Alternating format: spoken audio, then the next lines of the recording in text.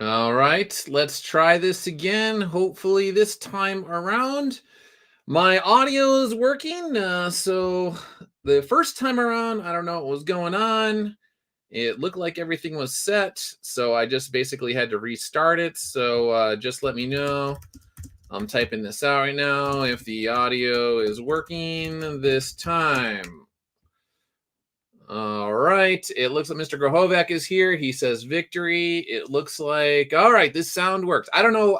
Everything was the same as far as I can tell, and I just basically ended it and restarted it. So, long story short, the election was last night. I usually don't just dive blindly into streams like this. Um, and I usually do like, a few bullet points for what I want to talk about and just to make sure I could just check them off and then go down the list. But I was up pretty late last night. I was thinking about stuff. I woke up this morning, went to Panera, got my breakfast sandwich, and I probably drank too much iced tea. So I'll probably have to go to the bathroom quite badly in the middle of this, but I will hold it so we can talk about the election and just have some fun. Educated Viking, CH, Common America officials here. Says sound works. Thank you very much. CH working. A Walmart comic is in order, says Mr. Grahovac. I saw somebody last night that was flipping out about Walmart, or was it 2 days ago? I think it was yesterday. There's a certain type of indie comics reader out there where the second that they see that Tim and Mark did Walmart, they freak out and they want nothing to do with them. They haven't even read the book. They don't know anything about it. Or someone will just the fact that anything to do with Trump, it doesn't matter what it was, they just lose their minds. So very interesting. And I was talking to somebody this morning. I don't know how much. Yeah, no, this was via DM. And it was kind of about politics and how these days I don't get too much into it for the most part, but most of my readers are right-leaning individuals. They're either right-leaning libertarian or conservative.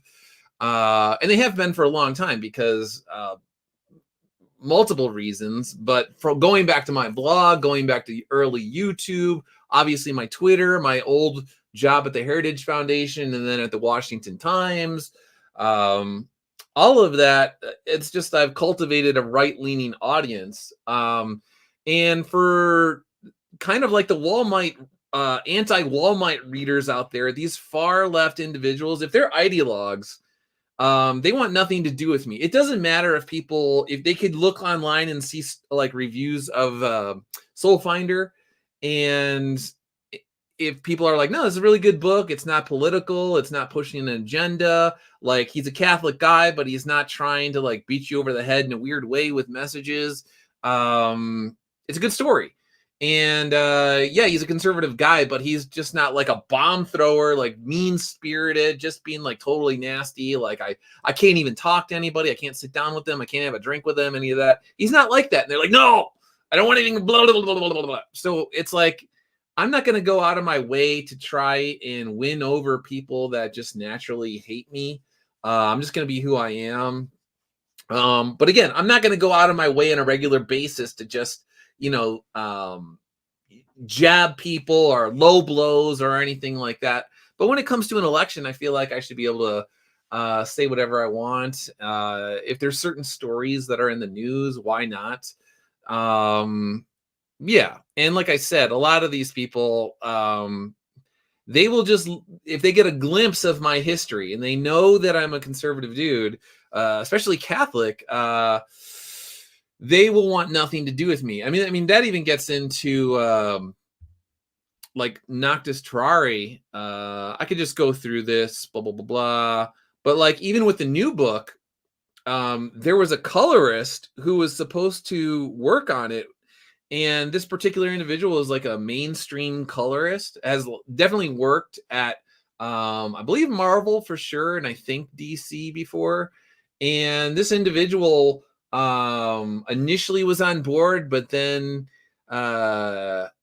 I don't want to, well, we'll just say she looked into me a little bit and got like from what I understand, a cursory understanding of who I was, and decided that I was like somehow quote unquote anti-LGBT, and all of this sort of stuff, which again, aside from just being Catholic, I challenge people to go through my timeline, go through my old YouTube videos, go through my old blogs, and try and find an instance where I said something that was just like incendiary and just trying to start like really stupid arguments with people, or you can't find it. It's not there. So whatever. But the book ended up being colored. It was great. Eric Canetti did a great job on it. It's getting good reviews. So, and that's the weird thing, is the colorist was LGBT, and so it's like, well, it's my book. I agreed to bring you on board if you were going to color it. I didn't ask about your like sexuality. I didn't ask any of that stuff. All I knew is that you were a professional colorist and you did a good job. And I asked you about that. And then even when I found out, I was just like, okay, well, if they're not going to make it a big deal, like I'm not going to make a big deal. It's about like, I just want you to color my stuff and act like a professional. So the whole thing was weird. I was just like, whatever. It got done, but these people are just kind of like crazy. So I was thinking today, maybe I can just go through some of the news stories that are out there, and you can see my raw reaction to like videos that come up, because, we could go like to the trending stuff. There's probably like, explore, what do we got here?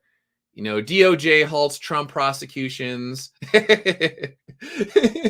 So you can see my initial reactions when I read headlines and laugh, and just, again, I will try and be tactful about certain things, but some stuff is just like funny. So there's got to be funny videos out here about the election.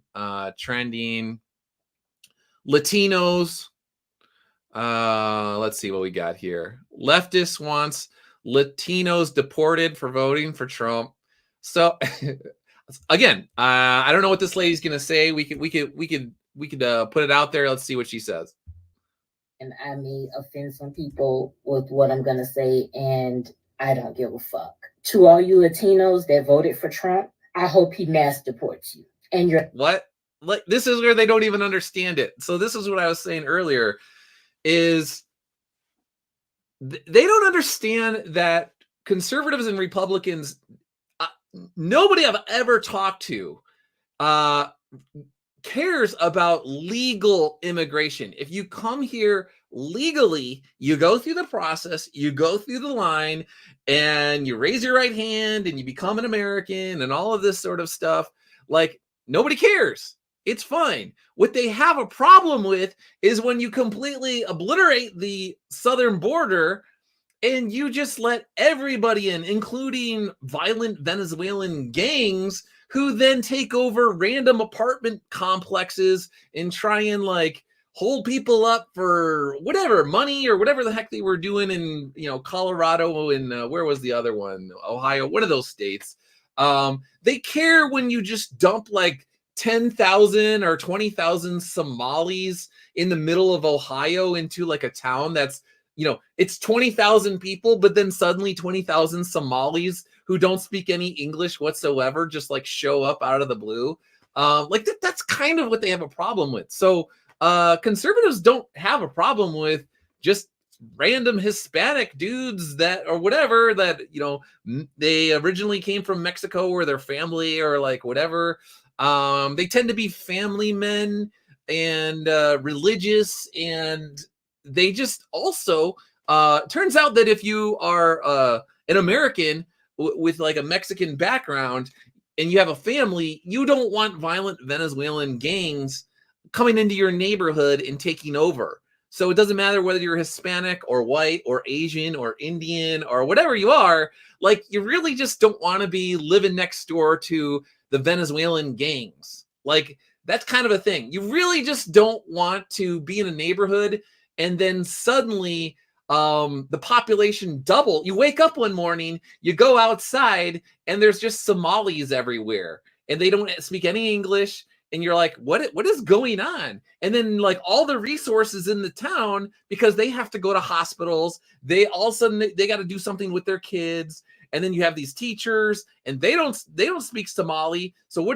actually, when I was a substitute teacher years ago, that's what was happening. I used to sub for the English as a second language, and they would, and it was like all like Hispanic kids, which is fine. But then they would randomly throw like Polish kids and Russian kids into the class, but the teachers were they spoke Spanish, and like the whole thing was like weird. So anyway, the mask comes off with a lot of these people here when they don't get their way. When you don't vote, they say that they love the Hispanic voters and this, and then they love black men voters and this and that. But suddenly, when the Hispanic guys don't do what you want to do, suddenly when the black guys don't do what you want to do, then you get really upset.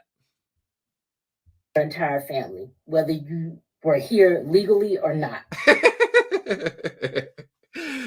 Again, this is who we're dealing with here. Completely emotional, no logic. You gotta go. You gotta go if you disagree with me. Who are the real fascists here? You want to liken people to Nazis and all this sort of stuff? The second people, you say that even if they're here legally, you want to get rid of them. I hope he does that. To you black men who your fragile ego couldn't take a black woman in office. That's not even the case. So again, it turns out that black guys, maybe they don't want Venezuelan gangs moving into the neighborhood either. Or maybe black guys, they don't like gas prices that are a lot higher than they were 4 years ago. Maybe black guys don't like going to the grocery store and prices of hamburger meat and toilet paper and paper towels and eggs and basic necessities are all a lot higher than they used to be. Like, it doesn't register in your mind that the person who's been in office for about 4 years now, who is responsible in many respects for the economic policies or the lack of economic policies that contributed to inflationary reality, maybe even if they're not even political dudes, people understand their wallet. They know when they open their wallet and you don't see any money in there because you keep spending it on food, and all of a sudden grocery bills. It used to be $100 every time I went to the grocery store, and now all of a sudden, even if I'm trying to scale back, it's $170. That's like my own personal experience. It's like I used to go to the grocery store. There were certain things I would get, and maybe it was like $50 to $75, and you're like good for however long. And now I go to the grocery store and I'm not getting very much. And if I dare to get toilet paper, or if I dare to get paper towels, then all of a sudden, bam, like suddenly it's $170, $200 for the grocery bill. And I'm like, what? So, yeah. So you either voted for Trump or you didn't vote at all. The police will now have carte blanche to murder you right where the fuck you stand. I could just do like an hour just on like a woman like this. Like, you voted. You don't even understand. You lack the self-awareness to understand that you are the problem because you don't utilize logic and reason. You might not even be able to. Everything is emotional with you, and you can't even understand that you are the real tyrannical person here, where disagreeing with you makes you so livid that you want people here legally to be deported. All right, let's go back to the chat. Let's see what people are saying here. RPX is here. Thanks for coming in. Mr. X, thanks for coming in. Rhaegar, thanks for tuning in. Richard, thank you. Hey, Doug, can't stick around for much to stream. And the salt mine is lovely today. A lot of tears out there. Mr. X, sorry to hear folks wanted to cut ties with you guys. It's unfortunate, but this is also why last night, blah, blah, blah. Too many folks want to cut us out instead of understand us. Yeah, basically there's, I mean, even like indie creators, especially like the mainstream, and then certain readers, they cannot handle it if in your personal life, you just happen to be like, you know what? I really like low taxes. I like to keep the money that I make, I like to keep it. And I don't view it as by default, it's like de facto the government's money. And when they talk about like giving me back money through like a tax cut, it's literally my money. You took it. And now you're acting like you're doing me a favor by giving me more of the money that I earned. Like, I'm sorry. So these people in the industry, or people like this lady right here, they just, everything is like goes down to like misogyny. It's all like a weird racial thing. It's all like a stupid class thing and all of this sort of stuff. It can't just be like, no, as an American, maybe I value free speech. Maybe as an American, I thought it was really strange that the state of New York would send, 10 to 12 or whatever it was, agents into a guy's house to essentially murder his pet squirrel that he's had for 7 years. That is the mascot or the face of his animal rescue company. Why did they do this? Apparently because you just can't have squirrels as pets. They don't want people to have, quote unquote rodents or whatever as a pet. Why do you care if the guy has an Instagram page with a squirrel that he rescued that eats waffles with him in the morning? Like, you're going to send federal aid, or not federal, like state, or maybe even federal. I don't know how many levels of bureaucracy were involved in the decision to raid Peanut the squirrel's owner's house. But whatever the case is, there were agents, law enforcement agencies, signed off on by judges and all this sort of stuff, that they were allowed to go in, and they apparently, they go after the squirrel, and their story is like the squirrel bit one of the agents or something, so then they had to test it for rabies and they had to put it down, blah blah blah blah blah. All this is like, they're just coming up with stuff. Yeah, it turns out when you raid somebody's house and act like total psychopaths, that maybe their pets might defend themselves. Maybe the pet might be like, oh, there's some sort of stranger intruder here that's trying to grab me, that's trying to cage me. I'm going to bite that person because that's what animals do. Even though there's no, the animal's been online on Instagram in little cowboy hats and all this sort of stuff.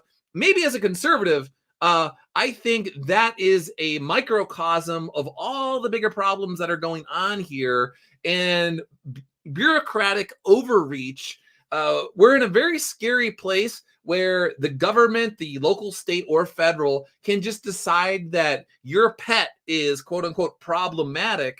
And if you don't agree with them, then they're going to send men with guns to your house to teach you a lesson, and make sure that Peanut there, he will never be Instagram famous again. He could be buried somewhere with his little cowboy hat, but he can't be an Instagram post making you money for your business. So yeah, very interesting in many respects. I wish I could break down, like, just quantify exactly how many votes the Peanut story pulled towards Trump last night, but it's not zero. It's all part of like a mosaic of political thought that like woke people up, because when you tell them we're going to come for your pets, your little, Mr. Snoodles, the kitten or cat or whatever, when people believe that, oh, the government is so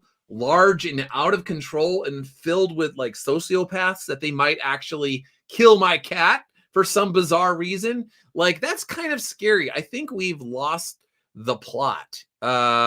Things are very strange. So anyway, all right, so they're mad at Latinos. Is there any other ones? There's got to be like another like funny video of all right, Morning Joe. All right, here's Morning Joe. Democrats need to be mature, and they need to be honest. And they need to say, yes, there's misogyny. But it's not just misogyny from white men. Mm-hmm. It's misogyny from Hispanic men. Oh, no. Right. It's misogyny from black men. Oh, boy. Morning, Joe's angry. Joe's getting angry. Al Sharpton here. What's her name? Mika. She was the one years ago who said that it was her job to tell you, the viewer, what to think. So, yeah, they're upset that their little mind control on people, like people are waking up and they're just like, hey, it's not your job to tell me what to think. Your job is to try and discern the truth about any sort of situation and then report the truth on that. That's what you're supposed to be doing. Also, I don't know if this is a thing. I've noticed a lot of women, older women on the news lately wearing these things that cover their neck. Totally unrelated, but when women get older, their necks, the skin in their necks, it's very noticeable that so what they do is they get these facelifts and they get Botox and they get fillers and all sorts of stuff like that.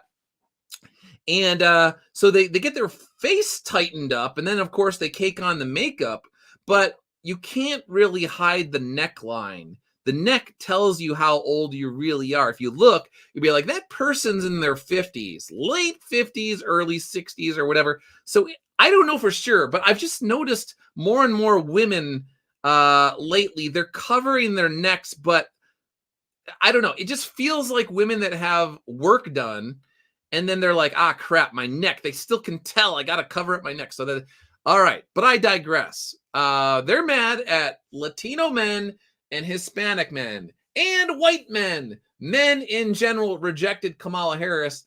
Why?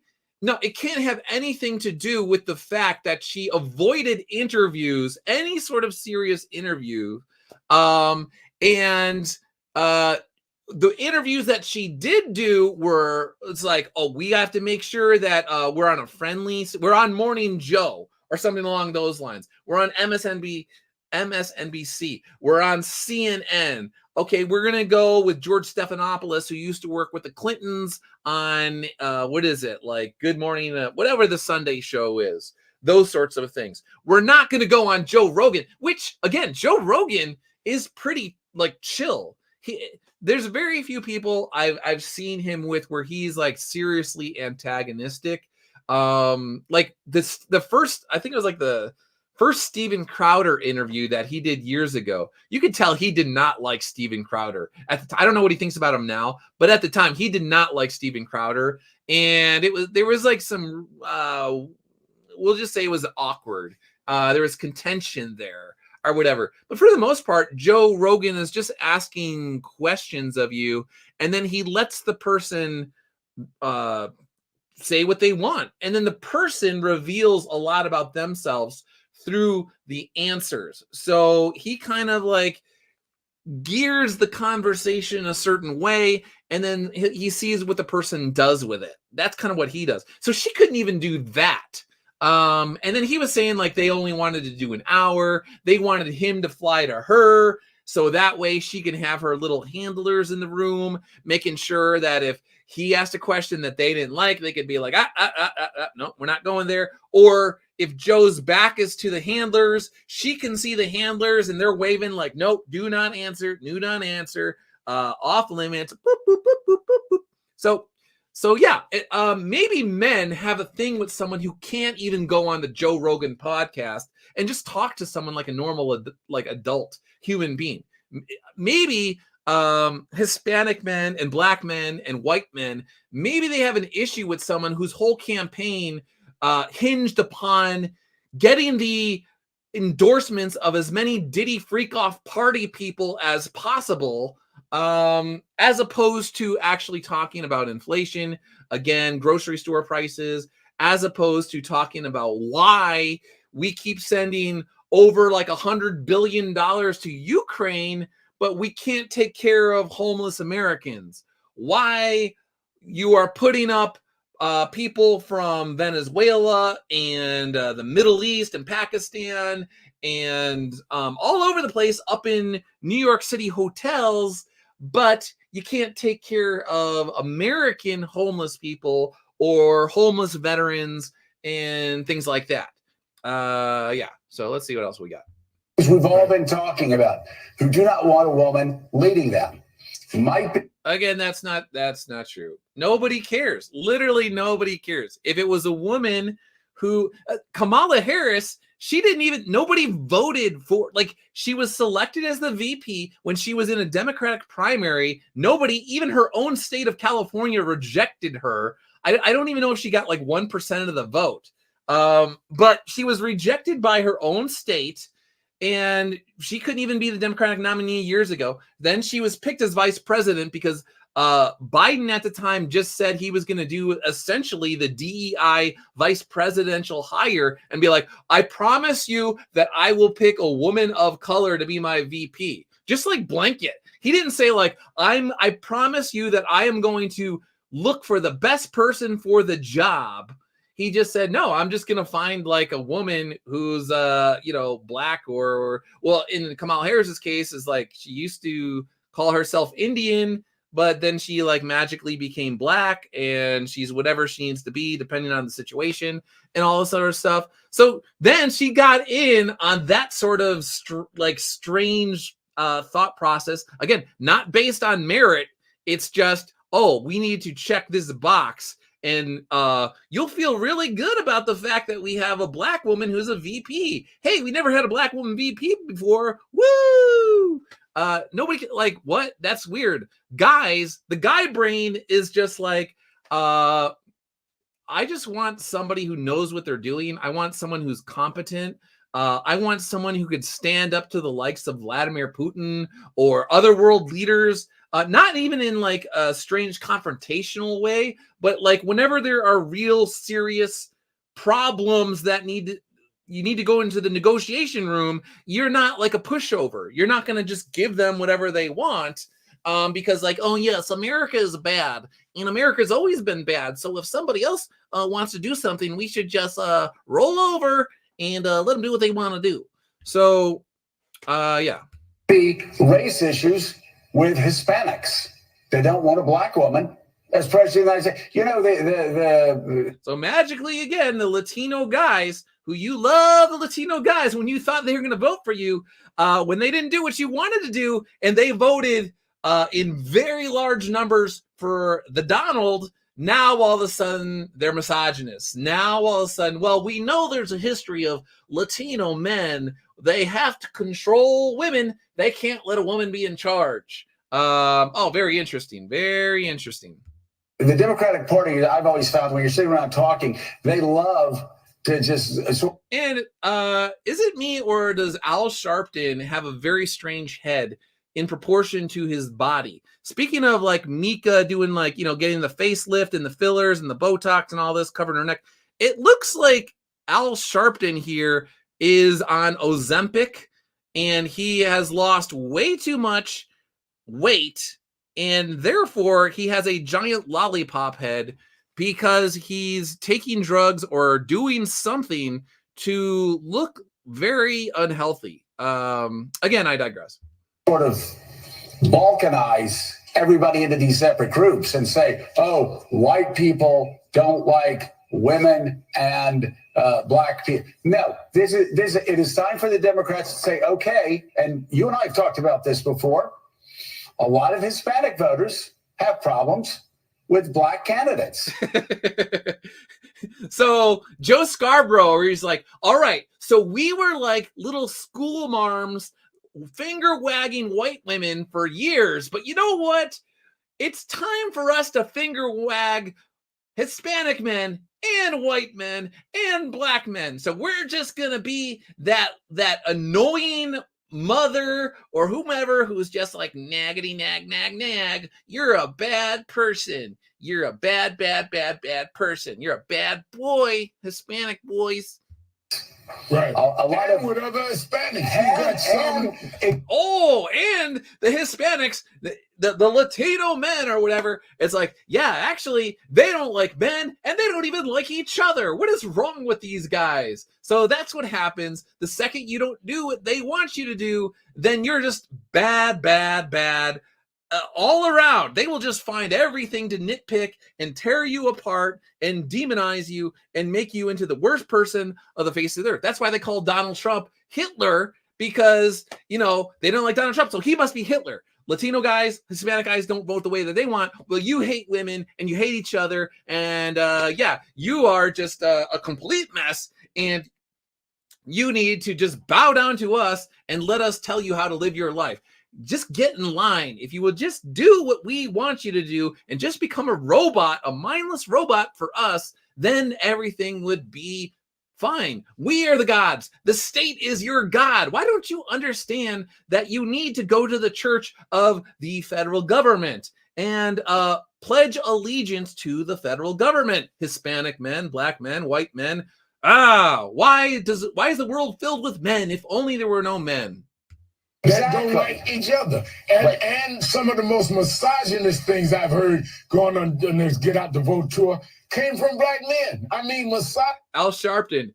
You know what? This was a secret. I wasn't going to say anything, but the black men and the Hispanic, the guys that I talked to on the campaign trail, all those Democrats, they're misogynists. Those are bad people. I wasn't going to say anything, but then they voted the wrong way. But now I'm going to let you know. I'm putting you on blast. You guys are all misogynists. You guys suck.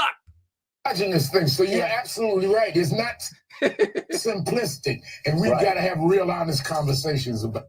You just said it was simplistic. You just said that they're just misogynists and they're just bad people. I mean, you can't get any more simple than that if you're just saying like, yeah, no, it just all boils down to you hate women. You can't deal with women like that. It is simplistic in your mind. Real, honest conversation.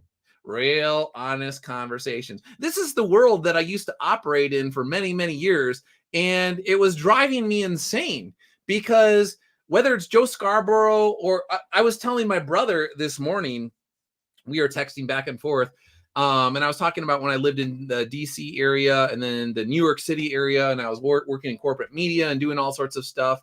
And I was like, these people are like all lunatics. And the more that you are in this world, in the DC, New York City world, they become like elitists and they think they're better than everybody, but they're completely detached from reality. They don't know what life is like for the person who's living in Arkansas or the person that's living in Reno, Nevada, or the person that's living in Ohio who, like I was talking about earlier, woke up one morning, they walked out their door and they went to go get their their breakfast sandwich at McDonald's or wherever they're going, and suddenly they're just surrounded. It looks like they're in Somalia. I'm not even like saying that in a weird way. It's like, no, literally, they just dumped thousands upon thousands of Somalis on some random Ohio town. And people are like, wait, what is going on around here? And then if you go on, there's videos of like the locals that were talking about it. Like the mayor of the city was like, there's nothing to see here. There are no problems with it all. Everybody is assimilating. We're having no problems. And then you go and you find like the local Instagram post, or was it TikTok, the TikTok videos that end up on Twitter, and you have locals that are just like, no, like literally they're giving these people cars and they don't even know the rules of the road. They're driving on the wrong side of the road. They're getting in accidents. Where did they even get the car? Where did they get the money for the car? They're literally giving Somali illegal immigrants cars in our neighborhood and they're driving around. They don't even know what they're doing. It's weird. And so again, in the minds of Joe Scarborough, Mika, and Al Sharpton, they cannot fathom how a Black American man or a Hispanic American man or just a white American dude would be kind of annoyed that they were putting in, 40, 50, 60, 70 hours a week or whatever, doing their jobs. And they wake up one morning and all of a sudden the Somali immigrants are just getting free cars being put up in hotels and all sorts of stuff. And they're like, wait, I'm like basically just beating my bones to dust, working at the factory or whatever the heck, that retail, dealing with people that verbally berate me on a daily basis. And these people just show up and then you're just rolling out the red carpet for them. Like, what's going on here? This is very strange. And then in New York City, you have the situation where they were giving them like, prepaid credit cards. And you have these people that were on motor scooter gangs going around and like robbing tourists in Times Square and all of that. And nothing happens to them. They basically like they get caught and then they just get set freed again. Nothing happens to them.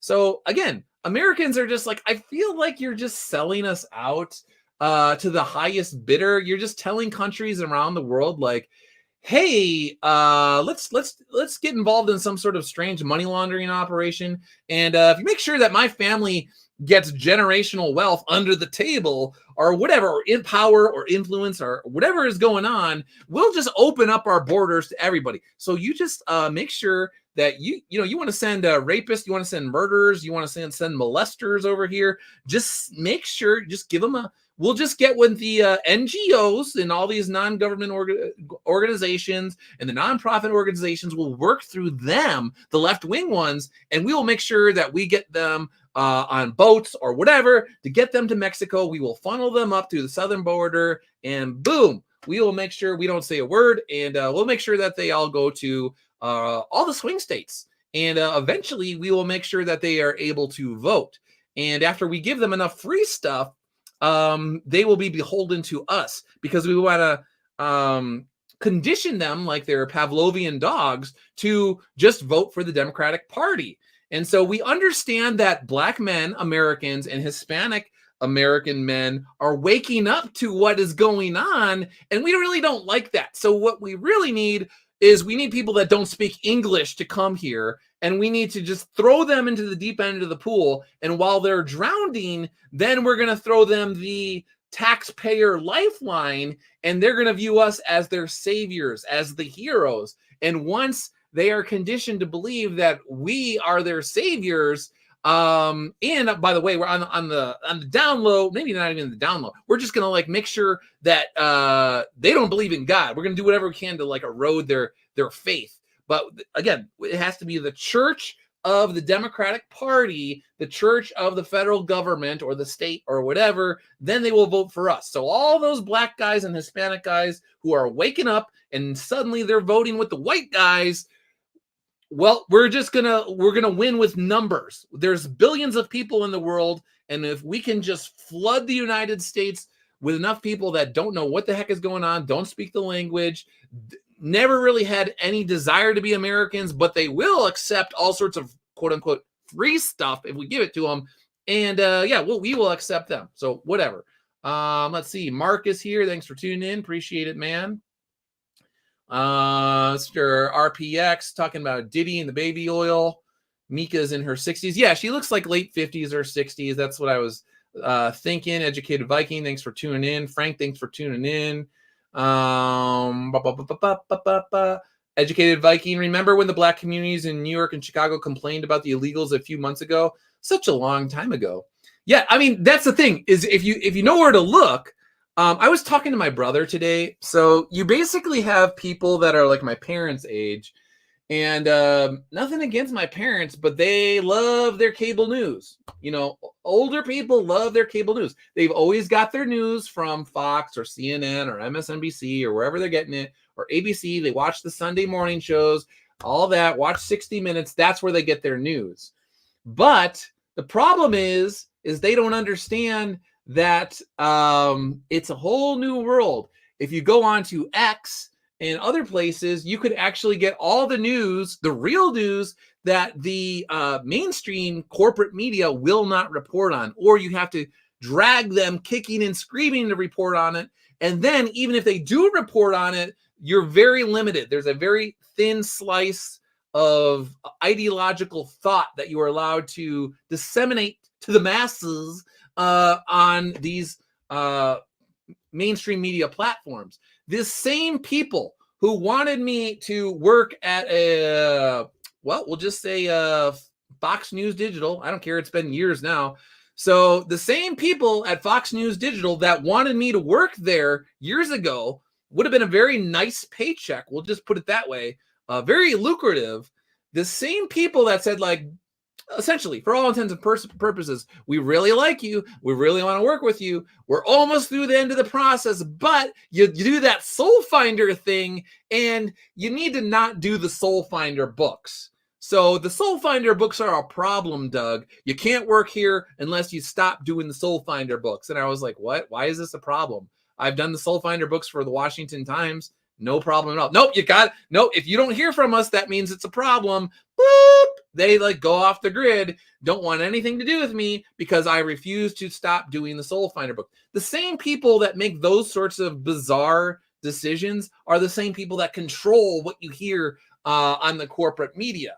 And so there's this disconnect. There's two separate worlds. There's the population that still gets their news the old-fashioned way from like a couple networks. And then there's people that actually get it on Twitter where you can actually, see people having real, they're talking about honest conversation. They don't have honest conversations. This is just an echo chamber where they all bounce across the city. They all validate each other's worldview. But if you go onto Twitter, you can hear opinions that you would never hear on MSNBC. And you will get videos that you will never see on MSNBC. Or if you do, it's only because it blew up so large that they had no choice. They had to cover it. And then they had to figure out what the narrative that they wanted to be would be. So they're just like, oh, crap, we got to cover this. How are we going to cover it? Brother. So, yeah. And speaking about like covering. So here's the other thing. Zero Hedge today had a really good little statistic here. So, all right.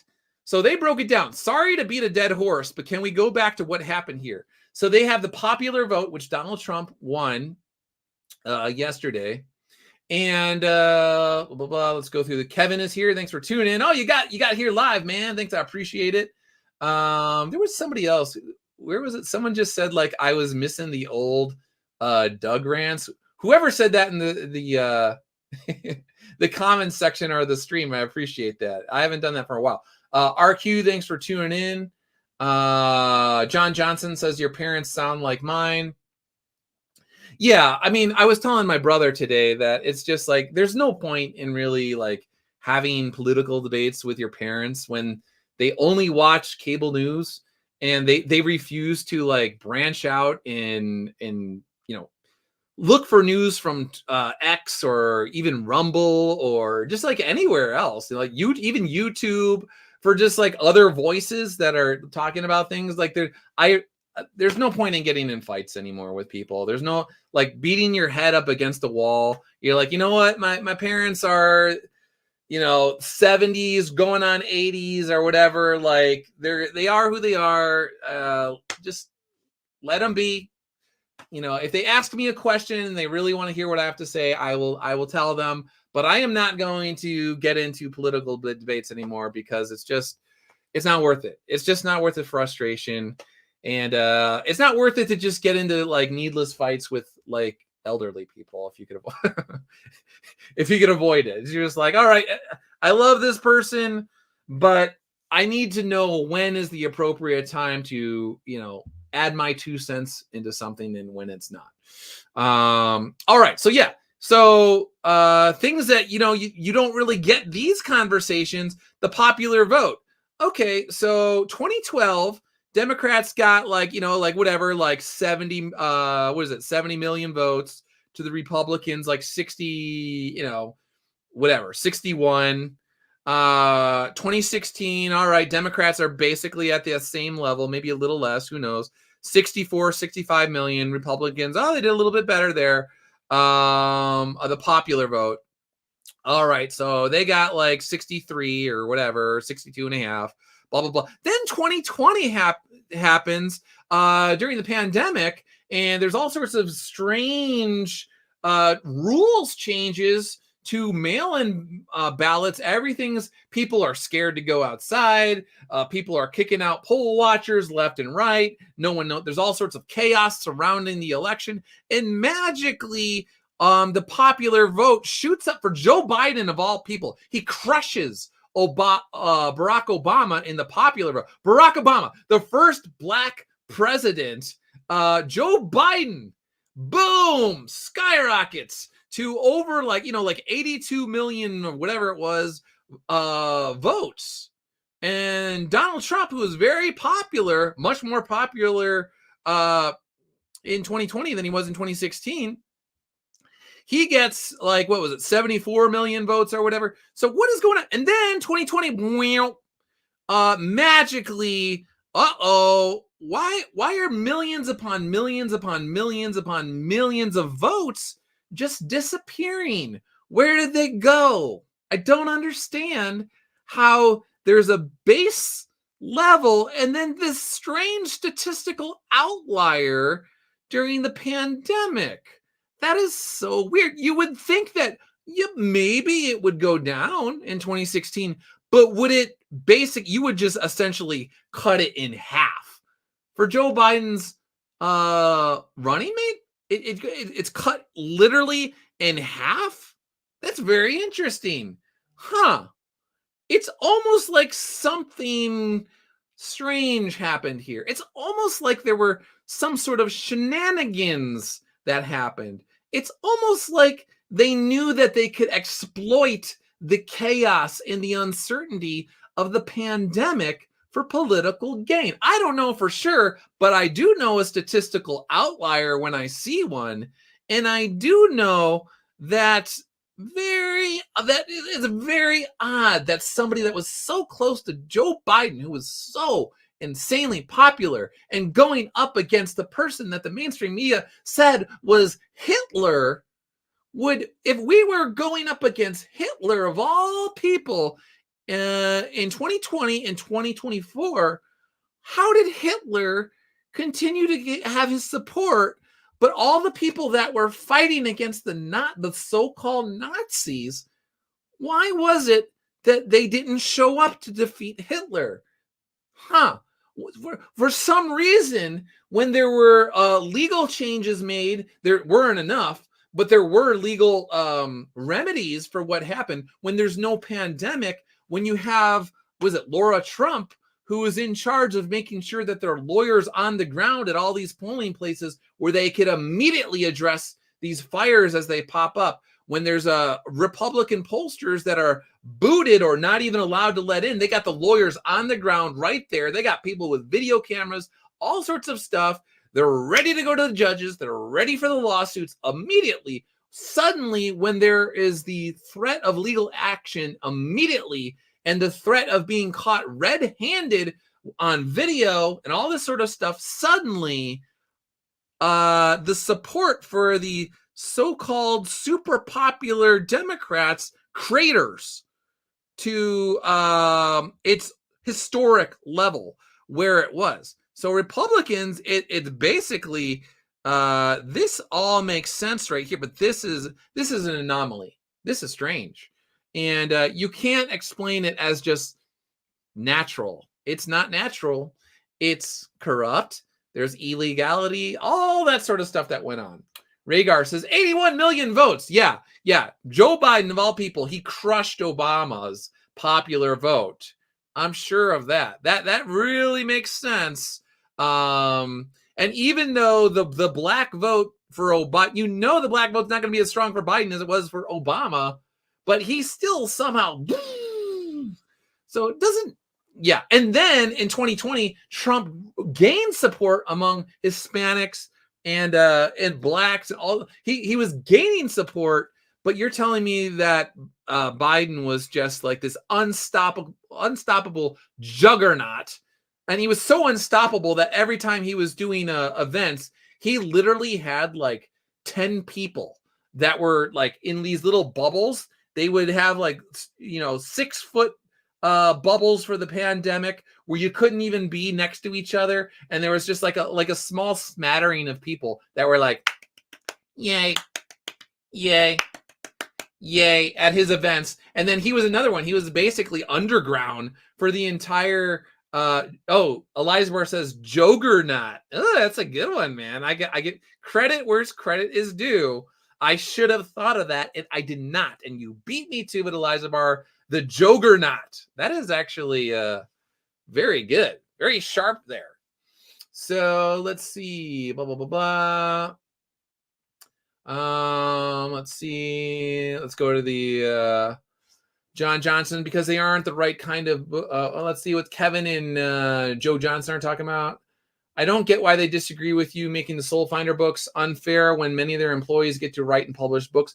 Crazy. Yeah, no, they could write all sorts of books on these that are basically derivatives of all the other political books that are out there. So yeah, all sorts of Fox News contributors, they could write books left and right. But Soul Finder, no, can't do Soul Finder.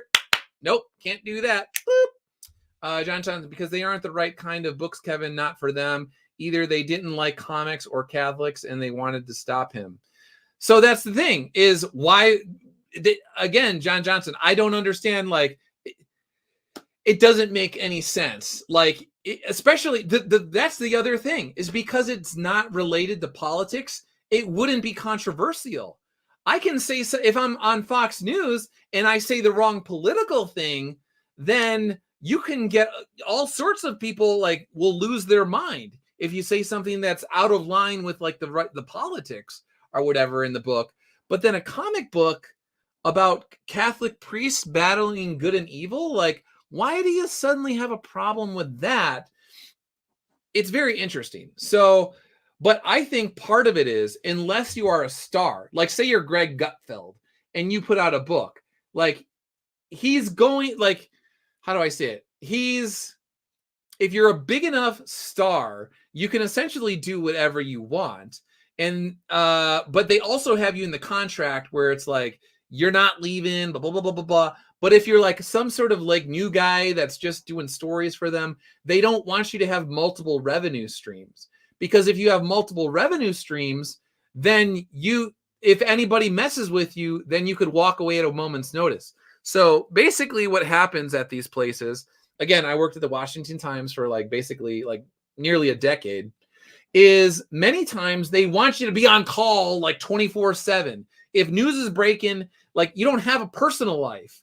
They basically do this thing where it's like, if news is breaking and we need you to come on, we need you to write the story. If you're here and your shift is almost up and something breaks, well, it looks like maybe you're pulling another shift. So you might be there for 8 hours, and then at the end of your 8-hour shift, something happens and they're like, looks like you're going to be for another 4 hours. Looks like you're going to be in another 8 hours. Or you can just have like one of the top editors, not to name names, not my immediate boss, but another guy. I actually quit the Washington Times. I resigned at one point in time because I couldn't deal with a certain individual who was just like ridiculous. He would wait until the end of my shift. It would be like 8 o'clock and I would be ready to go home. And then he'd be like, hey, Doug, I need you to read the Department of Energy just put out this 450-page document. I need you to go through it, and I need you to find anything that's newsworthy in the Department of Energy. It's like Friday night at 8 o'clock p.m. It's the Department of Energy that are putting out the most boring thing ever. And maybe on page 212, there's like some like random thing that could be a story that 12 people will read. This guy wanted me to stay late. And then there was a period of time where I had to drive from DC to New York City after work because I was living in the New York City area. And this guy knew it. And he would wait until I was about to get off my shift. It was like 3-hour drive or more. Was it like 4 hours? Depending on the traffic, we'll just say like 3 to 4 hours to get back home. And he knew it. So I wasn't going to be getting home until like, 8, 9, 10, like midnight or so. And then I'd have to show up for work the next day. He would wait until the end of my shift and do that. Anyway, if you have alternate revenue streams, you can always tell somebody like, yeah, no, I'm not doing that. Like, that's ridiculous. And you need to like respect, like, I'm not your slave. I can do like, I will give you my 110% when I'm on the job. I will even put in extra time on the job, but you are not going to basically work me to death when you don't even pay me that well. Like, it's ridiculous.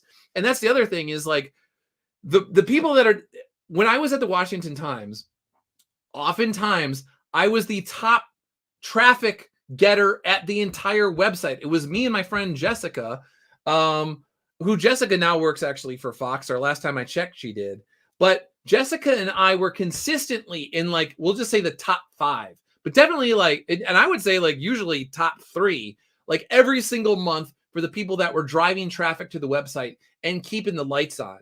And they paid us a fraction of what they paid people that wrote in the op-ed department, that like nobody read their stories. Like, I don't know. It was like, I'm just making up a number here. It's not exact or whatever. It was like, oh, wow, like 10,000 people read your little op-ed or whatever. Meanwhile, Jessica and I were getting like stories on the Drudge Report that were literally bringing in millions of views to the website, which then translates into revenue so they can pay their bills. And so it's like, oh, okay, you're going to pay the guy who's writing op-eds like an insane amount of money that nobody reads it. Maybe there's like 2 senators that like read this guy's piece, and but there's a certain like cachet, or there's like a certain prestige to knowing that like, oh, we are read by Ted Cruz retweets us once in a while because so and so writes an op-ed for us and all this sort of stuff. So like I said, these places don't like it if you have alternate revenue streams. And that's exactly what happened, is when I started doing Soul Finder, and it made enough to where I was like, I don't need to put up with this anymore. This is ridiculous. And it was actually my wife, my loving wife, who is so supportive and awesome, who after Black Tide was just like, hey, do you want to just do Soul Finder full time? Like, I feel like you should just do Soul Finder full time. It's like you're miserable at your job because you have people trying to micromanage you. And why don't you just do the Soul Finder books? And I was like, are you serious? And she's like, yeah, let's just go for it. And I was like, okay. And then I actually didn't for a little while, but then when I got a new boss and she started micromanaging me and telling me I wasn't allowed to write stories on was it Bill Burr, because Bill Burr swears, so I wasn't allowed to write stories on Bill Burr. Like I was like, this is ridiculous. Bill Burr stories, when he goes off on media bias and all of this, always did incredibly well. So what I tried to do was balance doing stories that were both entertaining but like relevant. And usually I would try and find like, all right, is there some sort of substance that I could inject into this story to make a broader point about things or whatever? Like I did my other stories. That was the weird thing, is like the defense stories, nobody read the defense stories. Like some people did, but they say they want serious stories, but they don't. But if you do a Bill Burr story where he says like all the cable news outlets, they're all bought and paid for by the pharmaceutical company, something along those lines, who knows?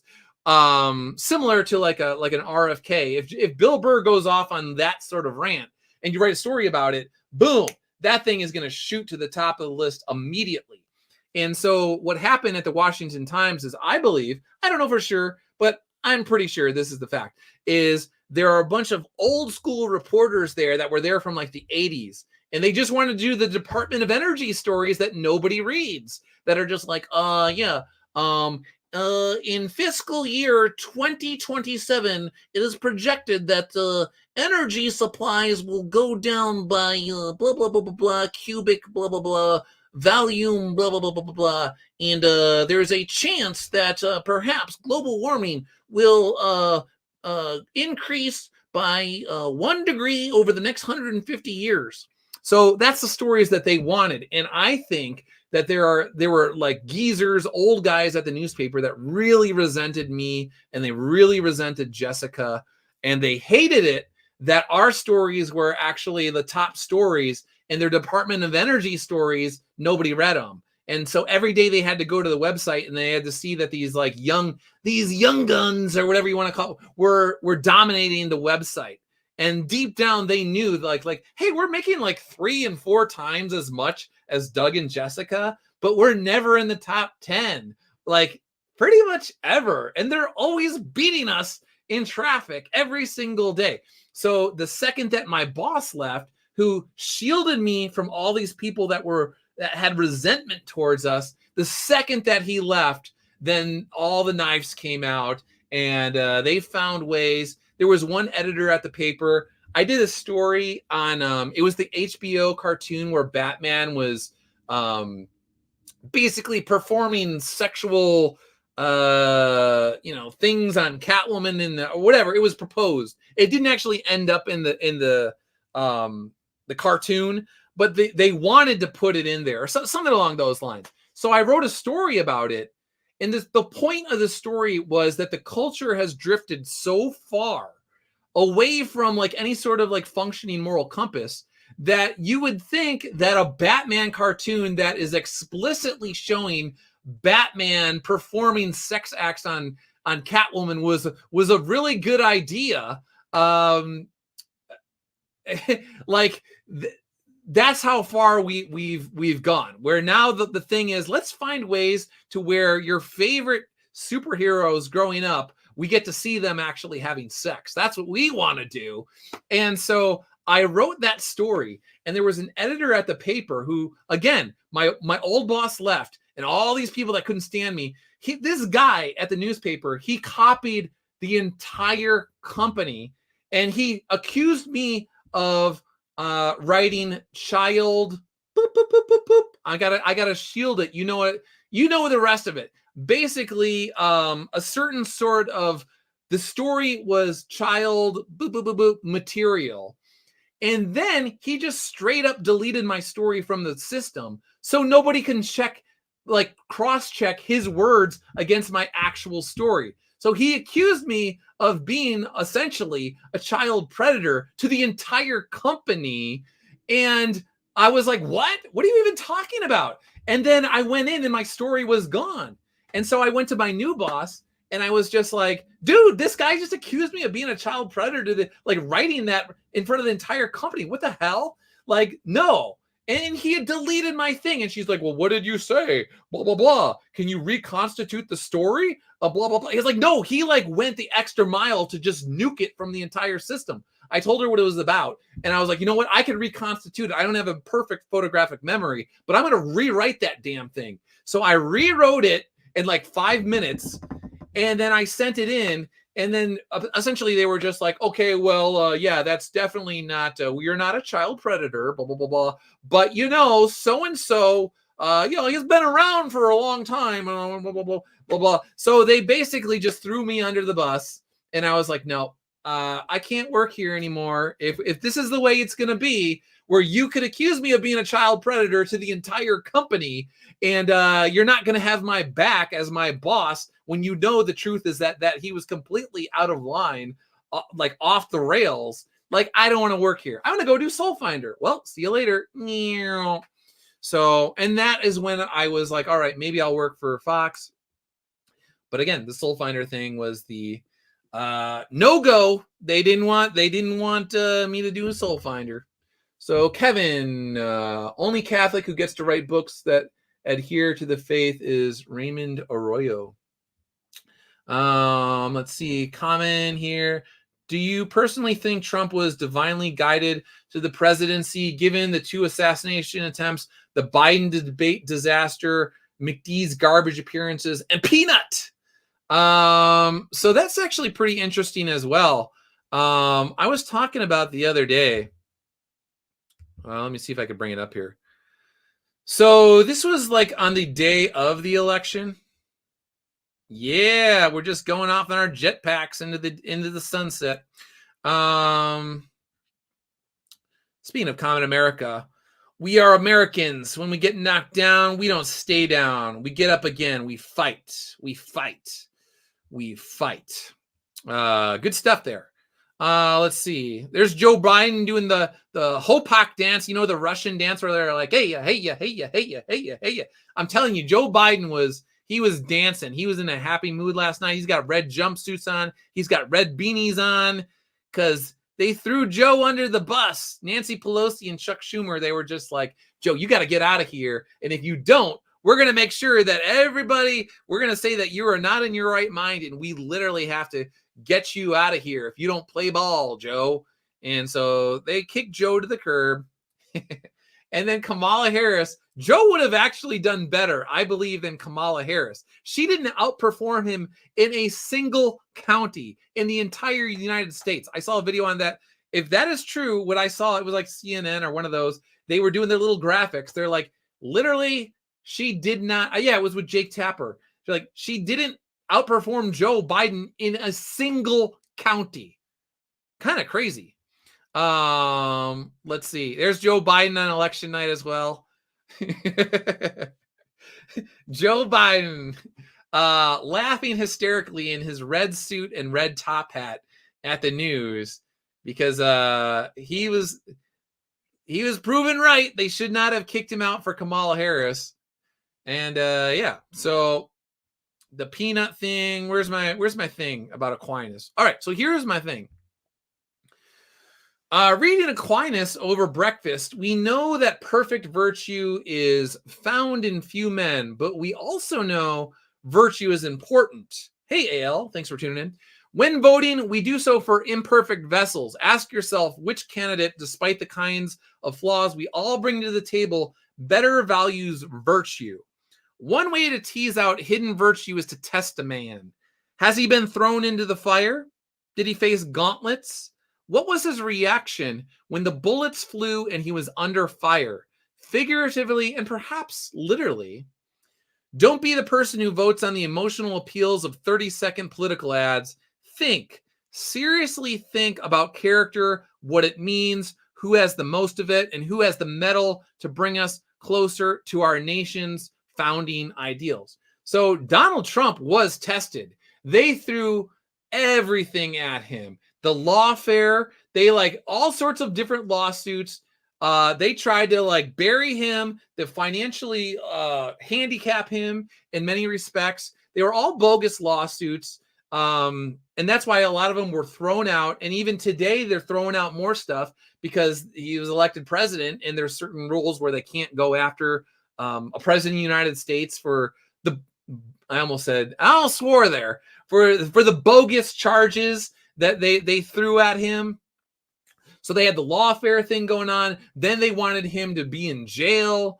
All sorts of ridiculous accusations all up until the end. Literally 2 attempts on his life. Literally skimmed his ear. Miraculously just turned his ear at the perfect moment, at the perfect angle. If he was just like a degree to the left or the right or whatever it was, yeah, his head would have been exploding watermelon on a television screen that would have been played over and over and over again for the rest of our lives. And sick people, ideologues on the left, would have actually gotten weird like glee and joy out of it. Playing it in slow motion because they believe in their twisted mind that he's Hitler again. So they would be like, we got him, we got Hitler. And that's what happens when you're that blah, blah, blah, blah, blah. All sorts of stuff. So there's that. And then I don't want to get too much into it, but if you look at the dates in terms of the Fatima appearances and Our Lady appearing to the shepherd children and all of that, there was a lot of ties, religious ties, we'll just put it that way. And if you look at Trump post-assassination attempt, that is a man who is fundamentally changed. He is a different man at his core, spiritually and psychologically, but spiritually, he's a very, very different man. He's a much more humble man. I know people are gonna be like, he's not humble. No, you can see it in his eyes. You can see it in the delivery. He's still very much Trump, but he is very, very aware. He even says it. I'm not supposed to be here.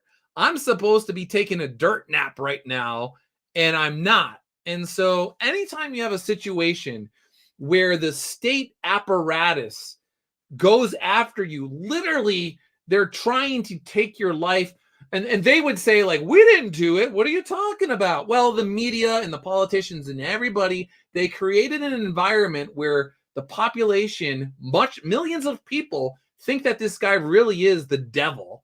And so if you have a population of millions of people and they think he's the equivalent or worse than the devil, I saw a tweet like that. Was it Stephen King or one of those people, one of those like crazy ideologue guys that were basically saying he's worse than Satan, then mentally unstable people will take it upon themselves to remove the greater than Satan threat from the American landscape. So that's what they will do. So, yeah. So everything was thrown at this guy. They tried to bury him. They tried to make sure, and a lot of Americans, to their credit, saw through this and they're be like, "Oh, this is really weird." And then you have a situation where at Kamala Harris's rally, somebody shouts out, "Christ is Lord." And then Kamala Harris is like, "I think you're at the wrong rally." Yeah, that's a really great answer to somebody at a, you already have, there's already the narrative around you that you are anti-Catholic, you're anti-Christian, and then somebody says Christ is Lord, and your instinct is to be like, "You need to leave, brother. You need to go down to the Trump rally. That's where Jesus is. Jesus is with Trump. Okay, leave. Get out of here. Leave us alone. We're with the Diddy Freak Fest, freak off people here. Jennifer Lopez and Leonardo DiCaprio and LeBron James and who else? Whatever. There's a who's who of the Diddy people, Diddy freak off family. We're all endorsing Kamala Harris. So then at the Trump rally, there's some dude that goes, "Christ is Lord," or whatever. And then JD Vance is just like, "That is true." He said something like, "Yep, true. Yep. So again, even if you were the politician that's just completely manipulative, the right response to "Christ is Lord" is, "Yep." Or just be like, "Yeah, sure, man. Thumbs up. Yeah, dude. Whatever." And that's it. It's over. Moving on. The right response, the actual right response and the manipulative response is to be like, yes. The wrong response is to be like, "Nope, no Christ here. You're at the wrong place. You got to go down the street. Go to McDonald's where the Trump guy is, doing the fry thing. That's where Jesus is." Okay. So very interesting. All right, let's go back to the chat real quick. Miss Martin Muse is here. Thanks for tuning in. Let's see. Lazar, do we know if Bette Midler drank the cocktail she promised? Has anyone done a welfare check on her today? Is Bette Midler on Twitter? Can we see Bette Midler? Is that how you spell her name? Bette Midler Bootleg Betty? Is that her? I don't know. We'll find out. Or did she leave? Bette Midler fan site. There's this. You would think it would be the top one. Here's one. Oh, was this her? Yeah, well, I think this is her. Let's see. Oh! Uh-oh. You might want to do a check on Bette. She's not in a good place right now. That is funny. That's why I wanted to do this like impromptu stream, is so we can get stuff like this. So Bette, I guess she was. I didn't even know this was her initially. I saw this in my feed. Kamala wins, Trump wins. She's gonna go for the Drano, I guess. No, so I don't know. Someone might want to check on Bette Midler there. So what about Cher? Is Cher in there? Let's see.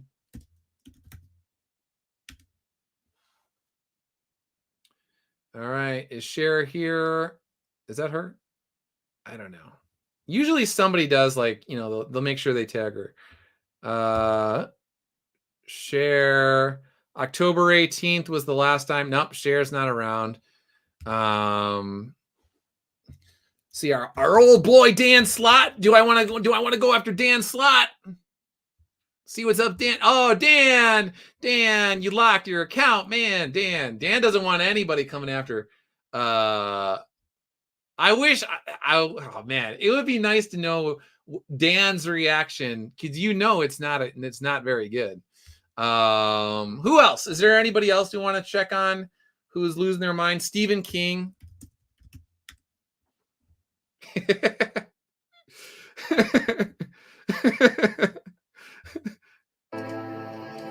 Don't worry, babe.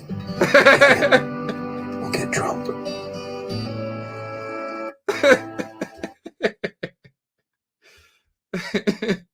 Mark Hamill and Stephen King are not happy. Don't worry, babe. We'll get him. We'll get Trump.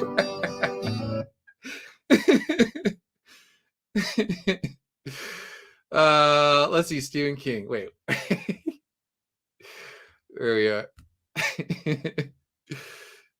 10 hours ago, there's a sign you can see in many shops that sell beautiful, fragile items, blah, blah, blah, blah. Lovely to look at, delightful to hold, but once you break it, then it's sold. You can say the same about democracy, blah, blah, blah. All right, let's go to Mark Hamill. Mark Hamill. Did I spell that right? Now, how do I spell Mark Hamill? I should know how to spell Mark Hamill. M-A-L-L. All right. Uh-oh. Today is the day we turn the page. I mean, we kind of did turn the page, Mark, because it was the Biden administration and now it's the Trump administration. So it's a different page. So you are correct, just not in the way that you thought it would be. Oh, Mark's not around. Mark. So speaking of Mark, where is it? So this was, I did this on purpose. This was not an accident. Media. What's the problem with Hispanic men? Me. It turns out that Hispanic family men who are here legally also don't want illegal and violent Venezuelan gangs taking over the neighborhood. Media. No, that's not true. That's impossible. And so it fits with the movie, but it also fits with Mark Hamill since he was such a Biden Kamala shill with the rest of Hollywood. I wish I knew like how many of these people were actually paid to do this, where like they didn't want to do it, but they're like, Mark, if you will do this, we will give you $1 million. Like there's a certain number of, because they were paying in quote unquote influencers on Instagram, on TikTok, and all of that sort of stuff. So we know that they are paying people to come out with they did with pro Kamala stuff. So why would it be any different for Mark Hamill or some of these other people that are for sale? You would just think that that would be the case. So who knows? See, our old friend Jimmy. All right. I don't actually, is it spelled Jimmy with an I? I should know. Palmiotti. He might have blocked me. Let's see. How do I spell it? Paul. My spelling is horrible. I apologize. Miotti.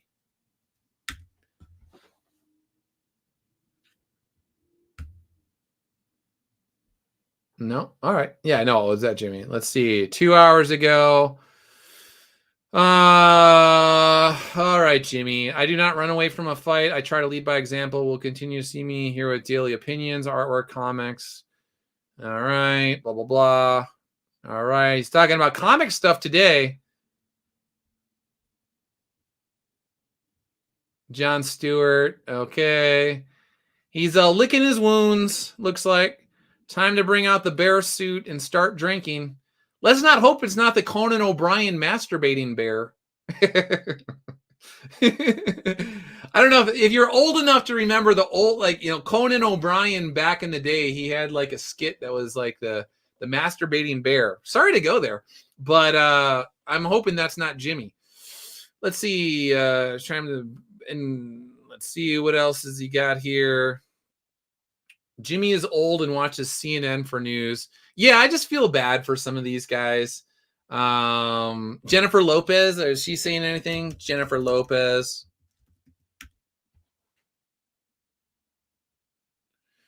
All right. Is she even on Twitter? I don't know.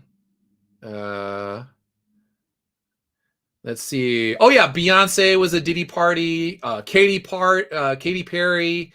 Oprah. Forgot about that one. Jimmy Kimmel, one of these guys, friends with like the Epstein circles. Jennifer Garner, all of them.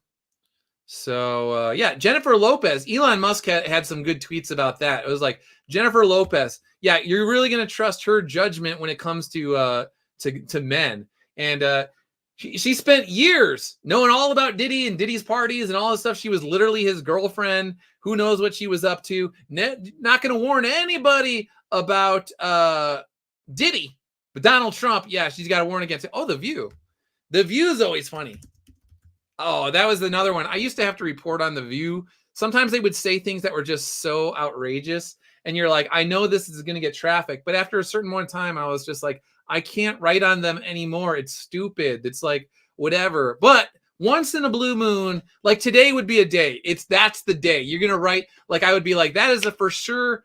So what I would do is, this is what, like, actually speaking of like Hollywood. So what a lot of these actors do is they're like, all right, I'm going to do a movie that's like an action popcorn summer thriller movie. It's going to make, if it does well, it's going to make $1 million or whatever, or not a million, but like 100 million, $1 billion, whatever it is. And then that will allow me to then do the art house film that I want to. So what I used to do at the Washington Times is I would do a story that I knew would be a traffic, like, all right, if this story lands, the traffic's going to go crazy. And then I will be able to do my like military technology, military defense, DARPA story that I really want to do. And nobody will say a word to me because they can't argue with the traffic. I already got the traffic for the day. The traffic's there. Bam. That's at the top of the website or top 3 or whatever. And if all goes well, maybe I'll even have like 3 stories in the top 10. And if it's a good week, I might even have like 5 stories in the top 10. And then Jessica will have like 3, 4, or 5 stories and we'll just dominate. But anyway, so if I was still working at the newspaper, I definitely would go to The View today and see what they're up to. All right. So they're all dressed in black. Let's see what they have to, The View. Uh-oh. Well, it would help if we could regulate social media because one of the biggest offenders is DC and. Oh, what's her face here? Isn't she supposed to be like one of the conservatives? Oh, and then she's another one. She's supposed to be conservative. Look at, she's got the 1,000-yard stare there. Like, I don't even know what is going on with my life.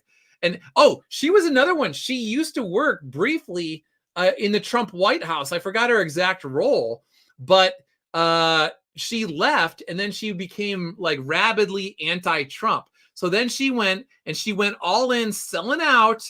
Even Trump said in one of his rallies, he's like, she literally sent me a letter saying how I was like awesome and she loved working for me and it was so great. And then she flips and sells out to The View and ABC and Disney and all of them for money because you know she's getting paid really well to do this. And now deep down, you can see the thoughts in her head. She's like, oh, crap. He's president again. If I never went in with these witches of Eastwick or whatever it is you want to call them, I would have a shot at being in the administration again. But I'm stuck here with Joy Behar and Whoopi Goldberg. Yeah, because one of the biggest offenders is DC and Congress have not been able to do one thing in regard to the rogue court. Oh no, DC hasn't been able to do anything to undermine the First Amendment and to make the free speech illegal. Oh no, that's such a problem. So you reveal yourself, you're telling on yourself that you are the real tyrants. Corporations and social media. with Elon Musk.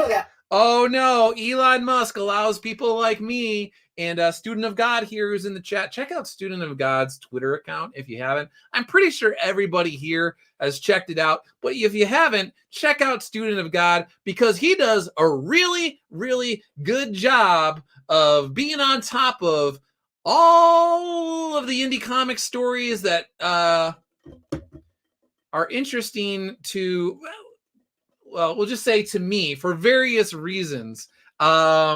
If you want to see what people are saying and you want to see the people that get really upset when their words are out there in context, verbatim, what they're saying about people, check out Student of God because it is very, very, very, very interesting. In fact, maybe we should just check out Student of God ourselves. Actually, we'll check out Student of God shortly here. Let's see what the View's saying. Profoundly disturbed. I think. They're disturbed.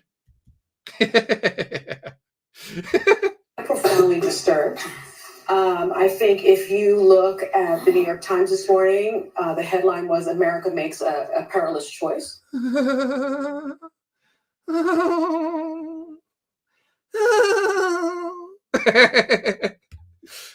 She's so disturbed. You can hear the wavering in her voice.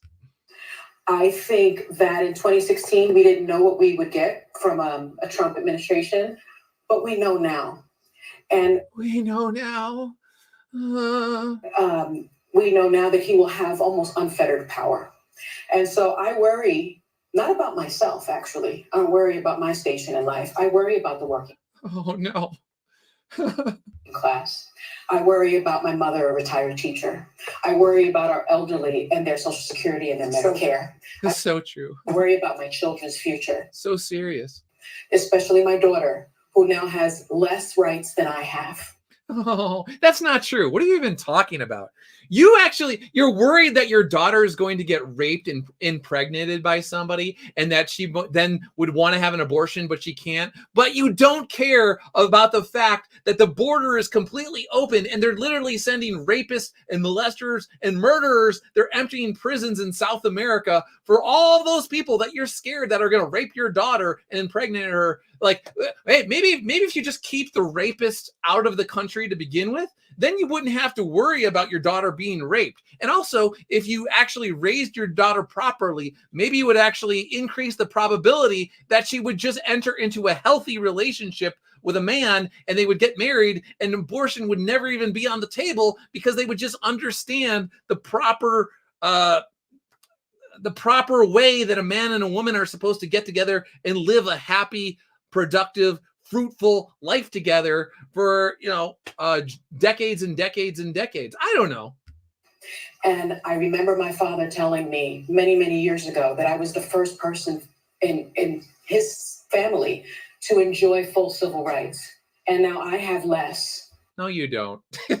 This is so stupid. They're like, we lived under Trump for 4 years. He didn't do anything weird. He governed as a moderate Republican and was just doing like common sense stuff like trying to secure the border.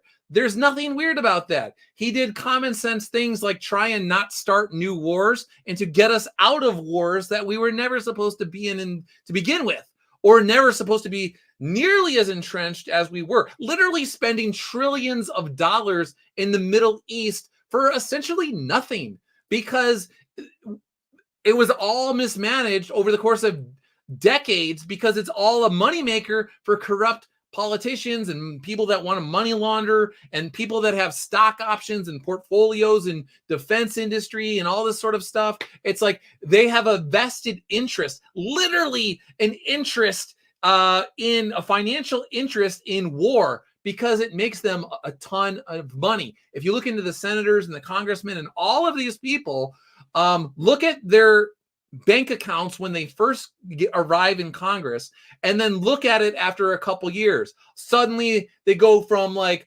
they're worth $150,000 to like $3 million to $8 million. And then it shoots up to like $25 million, then 50, then 100, then 150.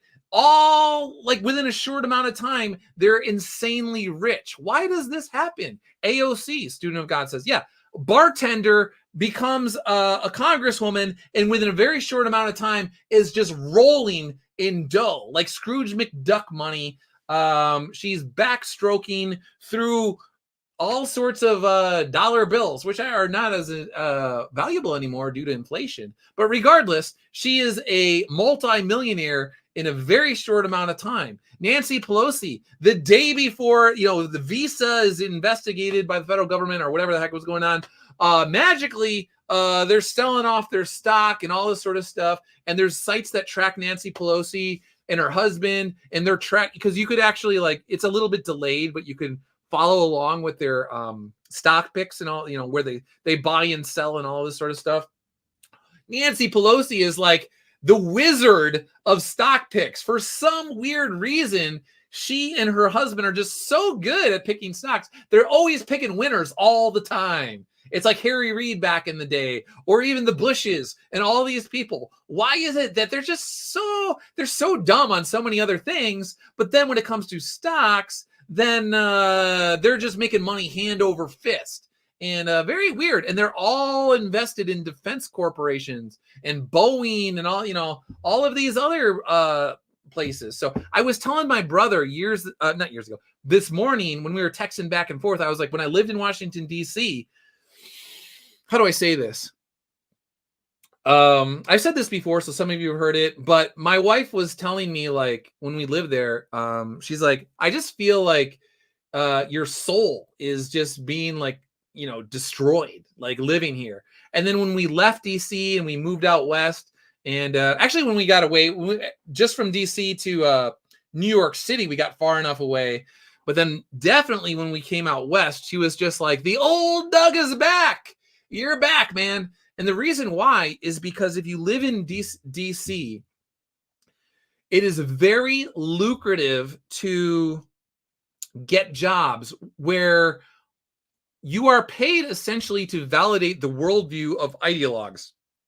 So all these people on cable news, they don't care about the truth. They're selling lies to people to make them feel good about their worldview. And it doesn't matter if they're wrong, because if you're an ideologue, I was telling another friend this morning, they have drifted so far away from the light of God that the truth doesn't matter to them anymore. It bounces off their head. They're completely in the dark. Spiritually, they're in the dark, and therefore their intellectual faculties, they don't work either. So the truth doesn't matter, because a long time ago, they invested in being fed comfortable lies. They want to be told lies to validate what they think about the world at any given moment. And when someone is a blind ideologue, they really are blind. They are blind psychologically and they're blind spiritually. Anyway, the point is, when I was in Washington, D.C., there were plenty of opportunities. There were forks in the road I could have gone down where I could have made a ton of money if I was willing to lie to people for a living, knowing that it's like, no, we want to be lied to. So you just got to find a way to lie to us to make us feel good. Because if you do that, we have money and we're more than willing to part with it. And we will actually give you a very large platform if you will just lie to ideologues. So when you look at all these polls, look at the pollsters all the way up into the election. They were saying like, oh, Kamala Harris, it looks like she's going to take Iowa. Kamala Harris is going to win in a landslide. Kamala Harris, the blue wave is coming. Donald Trump, blah, blah, blah, blah, blah. He sucks. Nobody's going to vote for Donald Trump. Oh, and then maybe they might, what they always do is they will, as the election nears, they always say that the polls are getting closer, and it's too close to call. We don't know what's going to happen. So that's what happens for months and months and months, and even years leading up to certain elections. They will lie to people and say, if you're on like MSNBC, they'll say one thing, on Fox, they'll say the other. They will tell your candidate, your worldview is resonating with people. People are coming your way. Everything is trending in your direction. So that's what they say. And they get paid to do it because it also becomes a self-fulfilling prophecy. If you have a big enough platform, a bully pulpit, and you tell people it, there are a lot of people out there, as we've seen at the start of this particular stream and just in general, all over the place. There are a lot of people that are slaves to their emotion, and they will go along with it. So they just need to hear it. If they hear a lie and it's broadcast out into the world loud enough, it's like the old Batman, movies with the Riddler is going to get mind control people, beam something into their head. They will just believe it if it's a lie. So on multiple levels, it pays to be dishonest. Oh, so I was telling my brother when I was in DC in the New York City area working in corporate media, there were multiple times where it was like, I viewed it as Satan was essentially coming to me and saying like, I can give you all these riches. I can give you influence. I could give you power, but I could definitely give you money. But all you got to do, you have all this if only if you're willing to give me your soul, something along those lines. And so the longer that you stay in corporate media, and especially Washington, D.C., it wears on your soul, because the whole entire city operates from it's a dishonest environment, atmosphere, soup, or whatever, and you're marinating in this dishonest soup of people that have lost their principles. and it's all about power. It's all about their will and exerting their will on other people because they've turned themselves into like strange little gods, small lowercase g or whatever. And so they're all, I was telling my brother, I was like, I firmly believe, and I know that there are people in my life that will think I'm nuts, I'm a crazy person or whatever, but I firmly believe that Washington, D.C. is filled with evil in ways that most people cannot grasp, they cannot fathom, they cannot wrap their mind around it, because it attracts people that they want power, they want influence, they want authority, they want money. And a lot of them are highly intelligent people. I know I joke about people being stupid or whatever, but there are highly intelligent people with zero moral compass, and they only care about exerting their will over other people and viewing themselves as better than others and as little gods that control others as pawns. And in my last stream, I was talking about how demons always want to control you, how you don't have any, they want to be the puppet masters. These are the people, they want to be puppet masters. So many of them, often unconsciously, have given themselves over to Satan and Satan's minions and the spirits that prowl about the world seeking the ruin of souls. So Saint Michael, the archangel, defend us in battle. Be our protection against the wickedness and snares of the devil. May God rebuke him, we humbly pray. And do thou, O Prince of the heavenly host, by the power of God, thrust into hell Satan and all of the evil spirits who prowl about the world seeking the ruin of souls. Amen. So again, I know there are people that are watching right now that are probably like, wow, Doug, he is off his rocker. No, I'm not off my rocker. I'm telling you, on a spiritual level, spiritual warfare, DC is in many ways ground zero of evil. There's other places in the world that have plenty of evil in it. And actually somebody out there is probably like, hey, yeah, where else there's a lot of evil, Doug? The Vatican, Doug. And I would say, yes, you are correct, because Satan knows that his true enemy is the Catholic Church. And he knows that if he could corrupt generals in a spiritual warfare, then if you corrupt the generals, then you could kill off the entire the flock of sheep. So just like Washington, D.C. is filled with demonic, then because they know that if you could have a president and a vice president and the head of agencies that are all slaves to the Satan and the devil, then they can destroy an entire nation. And then from there, you just continue to expand outward. It's literally a war, and they are trying to essentially pollute the entire globe with evil. That is what they want because they hate humanity. But I digress. So, Eliza Barr, statistics is the first refuge of the scoundrel. When I was in graduate school, was it in graduate school or was it undergrad at USC? Whatever. I had a class on statistics, and there was a professor that said, if you torture numbers long enough, they'll tell you anything that you want to hear. So if you waterboard statistics, you can get them to say anything you want. They will say it. So that is true. Educated Viking, a city full of psychopaths. It really is a city filled with psychopaths. And that's the thing, is when I started saying that years ago on Twitter, people that were quote unquote conservative immediately unfollowed me. Back in the day when Alex Jones was kicked off Twitter, and I said, hey, you might not like Alex Jones, you might not like what he says, but he has a right to free speech just like everybody else. And you're going down a really dangerous road, because what they do is they find an Alex Jones and they say, this guy is radical. We need to get him off the platform. So then YouTube, Twitter under Jack, Spotify, Apple, whatever, all these places simultaneously take him out. Boom.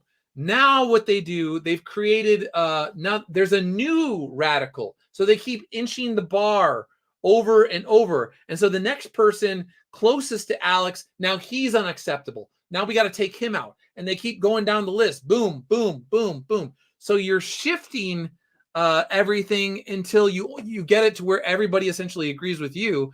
And the new middle is all skewed. So somebody that was before legitimately like a moderate of the road person, now suddenly you're calling them right wing and all this sort of stuff. So John Johnson, never known you to be off your rocker or even known you to have one. I do not have a rocking chair, but maybe one day I will get one by a fireplace. We'll see.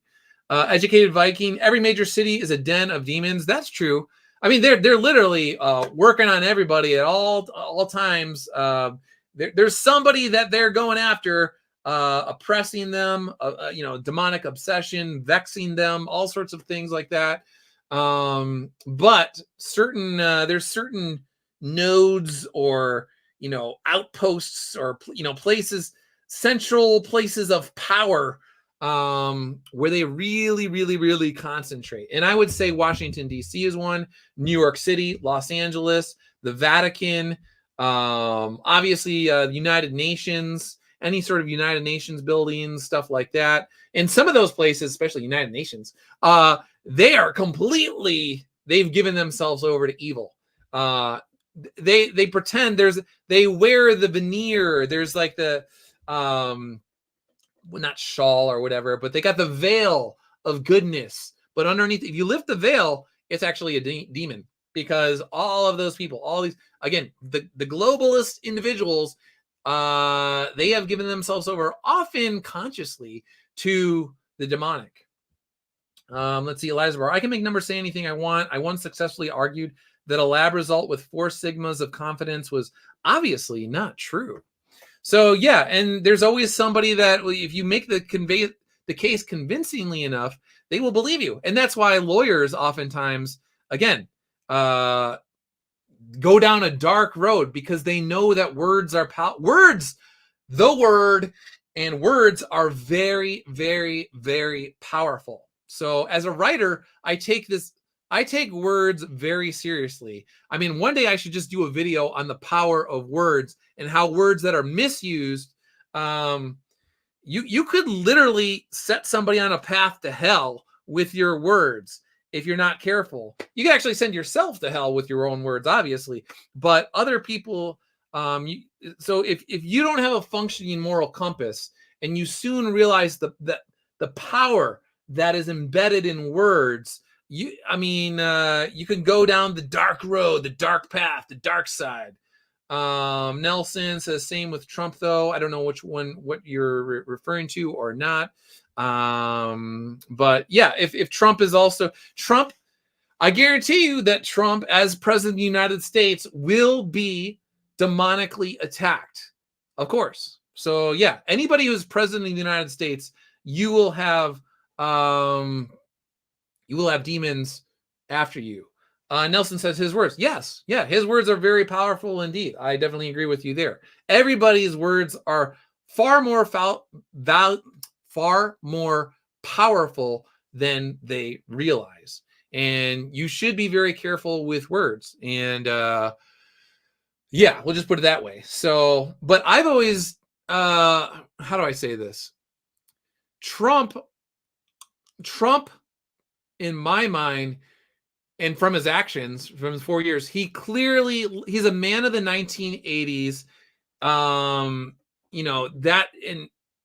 if you think about America in the 1980s and what it represented, the best of it and the worst of it, Trump embodies the best and worst of the 1980s, which is still exponentially better than 2024 by a long shot. And that is why, in a weird way, getting back to Common's comment earlier about the assassination attempt and whether what's happened is actually, so whatever happens, it's either God's active will or his permissive will. So God either wants something to happen and someone acts in accordance with his will and it is done, or they go against his will and he permits it to happen because he knows that ultimately there is no getting away from his will. It will be done. And if you go against his will, then he will make sure that a greater good ultimately in the end comes out of the evil that you chose to do. So in that sense, Trump being elected president is God's will. Now you say, is it his active will or is it his permissive will?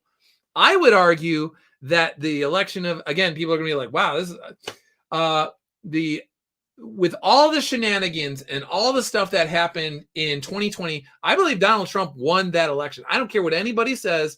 There was enough shenanigans and cheating and legalized, like it was codified into law sometimes, and other times they just made rules and they circumvented law and just made rules willy-nilly that people went along with that were actually not laws. But anyway, Donald Trump won that election. There was so much ridiculousness involved with that he should have won. But God permitted Biden to win 2020 election through all the cheating and all the weird stuff that Google did and Twitter under Jack and suppressing the Hunter Biden laptop and all of that stuff. With all of that, God knew that they were going to throw the sink at him, and then ultimately they would essentially try and go after him and take his life, and he would survive, and he would come out of it a more humble man who ultimately would capture not just the presidency, but he would do so with the popular vote, and the Republicans would then control the House and the Senate and the executive branch, and he would be able to say, and he would end up taking huge percentages of the Hispanic male vote and increase in a very impressive manner the black male vote as well. So all very interesting. Let's get back to what's her face here. Civil rights than I had when he told me that. So again, I'm profoundly disturbed that the 14th Amendment of the Constitution did not prevent someone who participated in an insurrection from becoming president of the United States. I think that going forward, the convicted felon box on They always go to the convicted felon stuff, but they don't tell you that he's only a quote-unquote convicted felon because they brought also some bogus charges against him that ultimately, and many of them were being overturned at higher courts because they were bogus. And you even had lawyers that were begging not to be disbarred. I think it was like down in Florida because they were so bogus. But you brought bogus charges. You had to twist yourself into intellectual knots to bring these cases before judges. And then the judges themselves, the guy in New York City, he had to twist himself in all sorts of strange knots where people didn't even know what the heck was going on. We were like, wait a second, you're saying that Donald Trump should be in jail because he overvalued some property that the bank didn't give a rip about because he paid all of his other previous loans about, and so they were just greenlighting him because he always paid his loans off. So he took out this loan. You said it was overvalued. It wasn't even his job to basically, check into to audit it to see how accurate it was. That was the bank's jobs.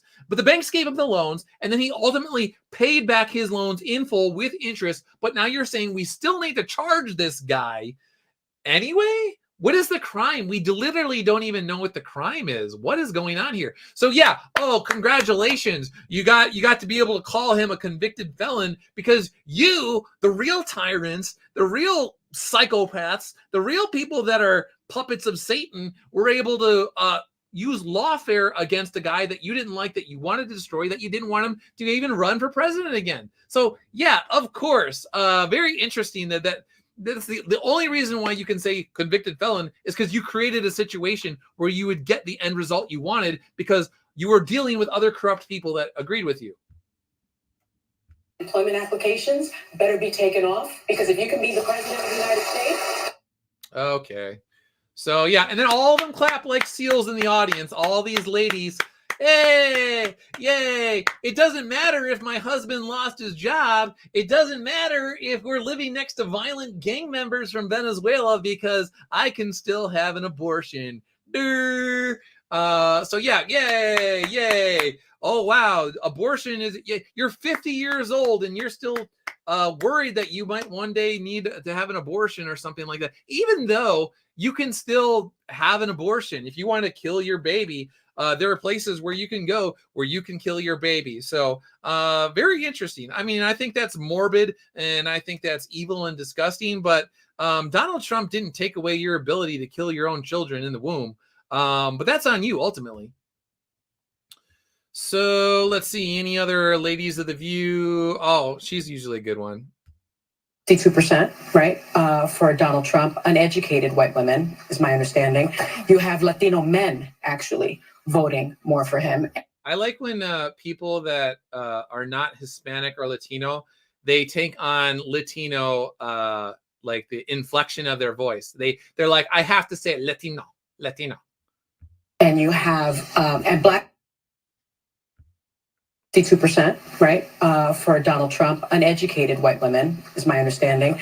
You have Latino men actually voting more for him, and you have and black men was not the story. We're not the story here because they voted almost 80% for the vice president. Right. So yes, black men did vote 80%, but historically, that was up into the 90 range. So you lost like 10% or more from that. So the percentage from the historical mark is actually quite eroded. So Donald Trump actually did a lot better than you'd want to believe. Why do you think that uneducated white women voted against their reproductive health freedoms? Oh, geez. And why do you think Latino men voted in favor of someone that's going to deport? It says he's going to deport the majority of his community. White women like being called uneducated white women. I think. So unless you went to Yale or Harvard, So yeah, that's the other thing is they call these people uneducated when they're not. So a lot of times, people that haven't been to these Ivy League schools, they're actually quite intelligent. And these days, smart people, you want to go to where dumb people are. You will go to universities oftentimes, unless you're dealing with the hard sciences. But all the people, and I'm saying this as an former English major, political science major in graduate school. You want to know where dumb professors are? They're in the English departments. They're in the sociology departments. They're in the political science departments. All these things that are not, but the weird thing is that they actually have embedded themselves into like biology departments where they used to not be there. But math and science, typically, even to this day, if you want to get away from all that junk, you want to become a doctor or something along those lines. But anyway, the point is smart people, oftentimes, you don't need to go to a university in 2024 to be highly educated, and oftentimes common sense trumps just the pure ability to memorize facts about things. You can memorize all the facts you want in the world, but if you don't know how to think critically about facts, if you don't know how to connect the dots in a logical and reasonable manner, then it doesn't do you any good. Because all of these people at this table here, they think they're the smartest ladies in the room, but they're actually devoid of common sense. They don't use logic. They don't use reason.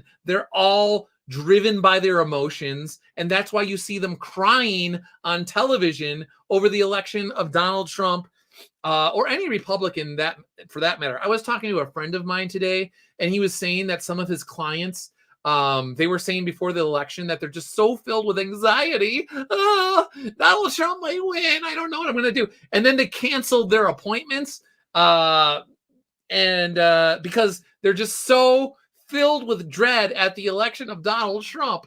And I was like, these people, have you ever noticed that as a conservative dude, I didn't like Barack Obama as a president. I wasn't happy when he was elected. I wasn't happy when Joe Biden was elected president, but I wasn't like breaking down into tears. I just went upon my day. I was like, well, that sucks. Like, oh, well, it looks like we have 4 years of this goofball. Let's get to work, brother. We got to get to work. No point in getting upset over spilt milk or whatever. And so that's another reason you wonder why like Hispanic guys and black guys and white guys reject this sort of stuff, is because guys have to they're just like, nah, dude, like whatever happens, I still got to pay the bills. I still got to go to work. I got to go on with my life. Like, how weak do you have to be to think that the election of someone you don't like is the end of the world, of like you just could like crumble or whatever? But I was telling my friend, the difference is these people, when your God is the real God, as a conservative Catholic guy, when your God is the real God, you don't care what happens in election. Like, you care, but you don't care. It's not going to like break you. When your God is the state and somebody you don't like is elected, then it's like your God has died. So that, if you want to know why all these women start breaking down into tears, is because they've made the state their God. So, and they were born from the womb of the Capitol building or something, like the Rotunda area was the womb where they were born, and they're still attached to the umbilical cord of Washington, D.C. or whatever. And so suddenly, there's a different president. It's like a different God is there that they don't recognize, and whatever.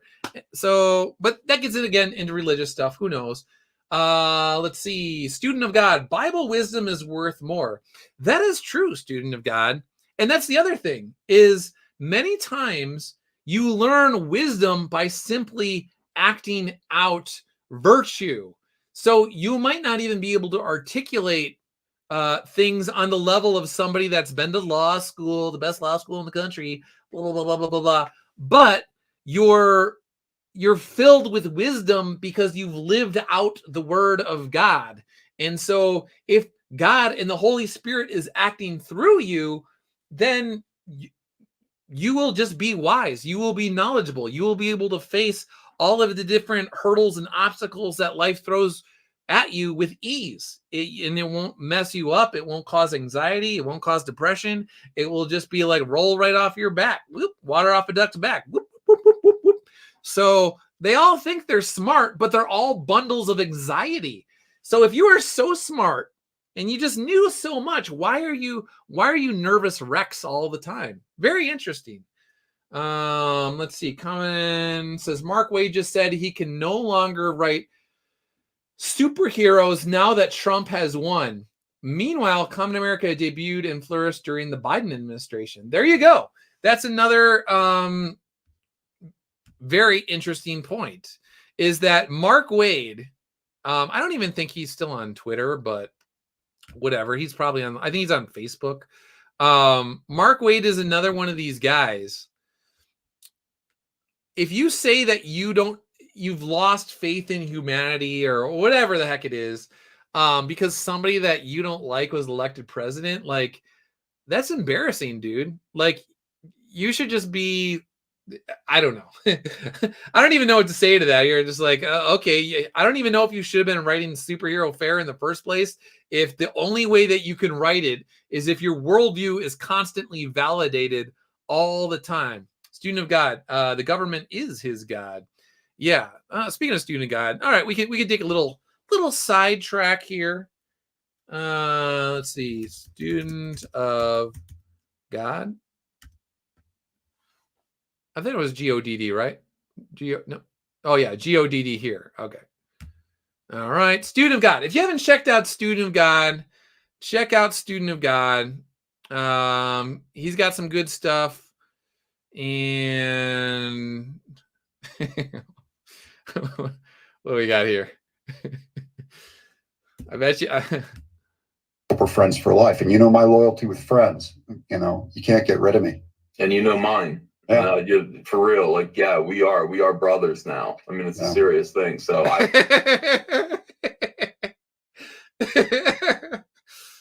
oh man. What do I say? What do I say? So much to say. That is a blast from the past, man. Let me watch it one more time. We're friends for life, and you know my loyalty with friends. You know, you can't get rid of me. And you know mine. Yeah. For real. Like, yeah, we are brothers now. I mean, it's a serious thing. So I will always have your back. I'll always have your back. We're like brothers. We're like Cain and Abel. We're like Cain and Abel, brother.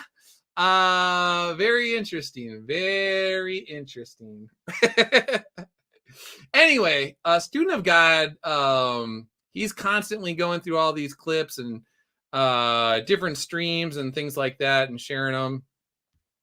And if you follow all the indie comic stuff, then you might want to check him out. So yeah. Anyway.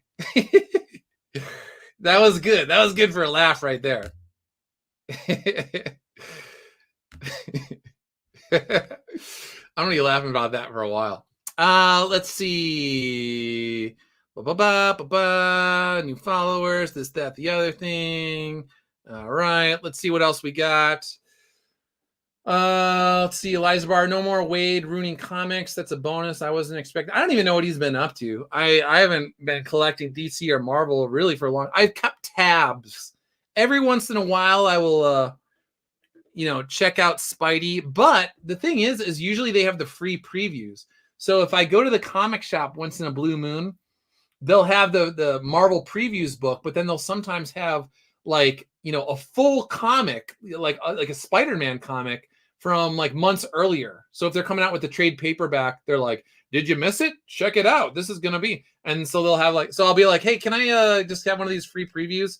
And then I'll get my checkup on, see what's going on in Spider-Man. Still not very good. Let's see. Also, Godfo Universe. I will be doing a stream tomorrow with Godfo. Check it out. I don't know the exact. I know it's going to be on art. And I know he recently did a stream on whether all art is political or not. And he took the stance that all art is not political. And I agreed with him. All art is not political. It can be viewed through a political lens, but all art is not political. Because if the goal of the artist or the creator is to tap into the good and the true and the beautiful, and you actually succeed in doing that, you are tapping into the transcendent. And if you tap into the transcendent, that is, by definition, above and beyond the politics of the day. And so if that is what you are trying to do, it's not political. Again, somebody can view it through a political lens, but that doesn't mean what you are doing is political. So there are people out there that would just only view things through a political spectrum, and that's all they can do. Probably the ladies of The View and godless people.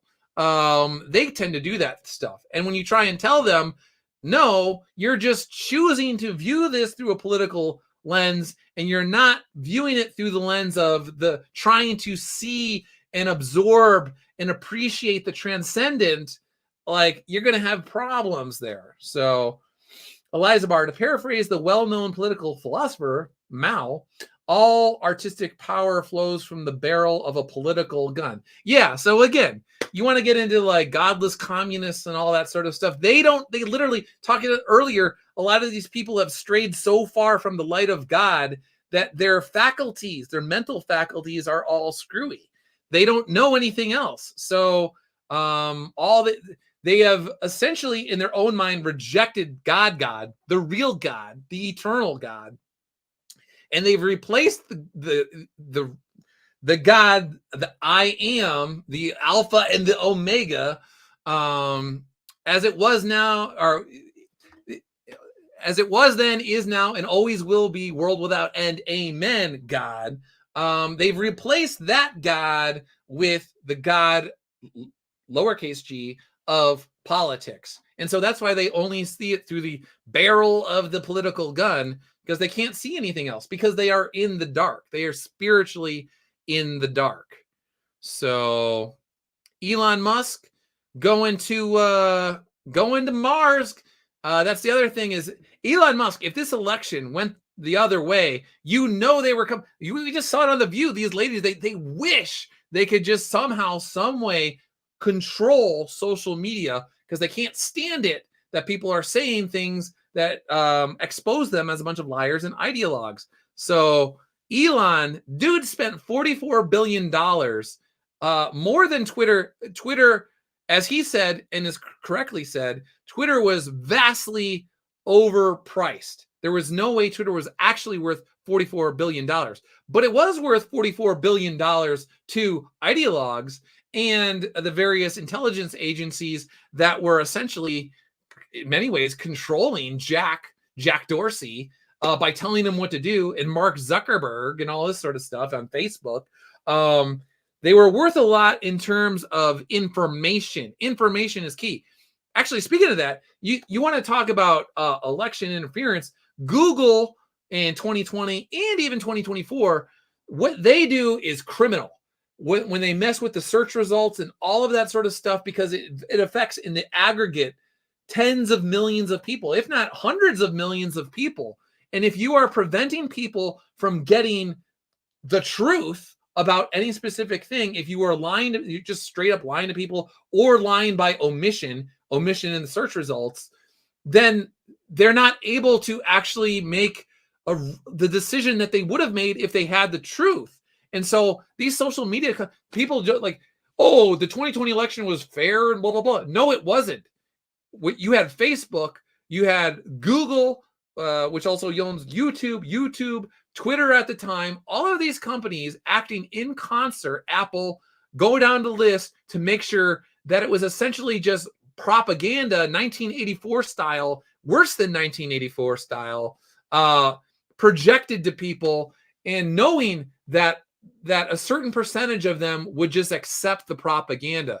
There are people, unfortunately, I'm not being mean, that they either have low IQs and they are susceptible to propaganda, or they are more intelligent, but they're ideologues and they're susceptible to propaganda, or, other reasons why, whatever. But they are influenced. And Google and all these people know that if they get a certain percentage of gullible people, they will win, or they will tip the scales. They're putting not just their thumb, they're putting their entire fist on the scale so they can get the results that they want. It's, again, devious, demonic, evil, what they are doing, and they don't like it. And I'm sure this stream who knows what will happen to this stream, but who cares?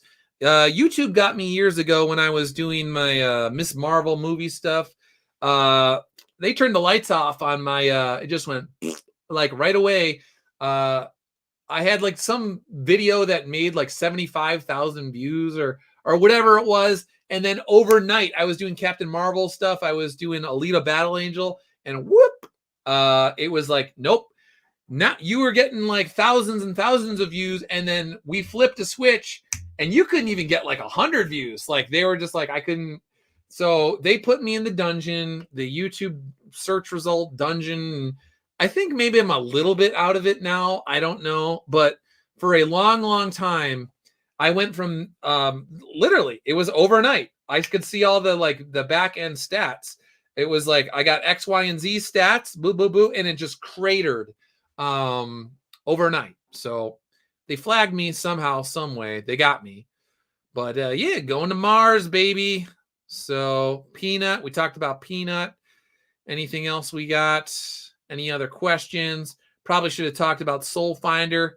Kevin, if you're still around, I don't know if you had to go to work, but thanks again for Sharon Noctis with great work by Eric Canetti with letters by Bill Williams. Had a great time doing that. Appreciate everybody that understands what I'm trying to do with the short stories. I was really worried about that. Peanut, man, they went after Peanut and it backfired. I actually do believe it did have an effect on the election. I don't know the exact percentage, but I really do believe a lot of people were like, what on earth? If you were like on the fence about, actually, I shouldn't even say that. If you were like thinking of voting for Trump and like, you're like, maybe I'll go, maybe I'll not. I'll see if like what the weather's like.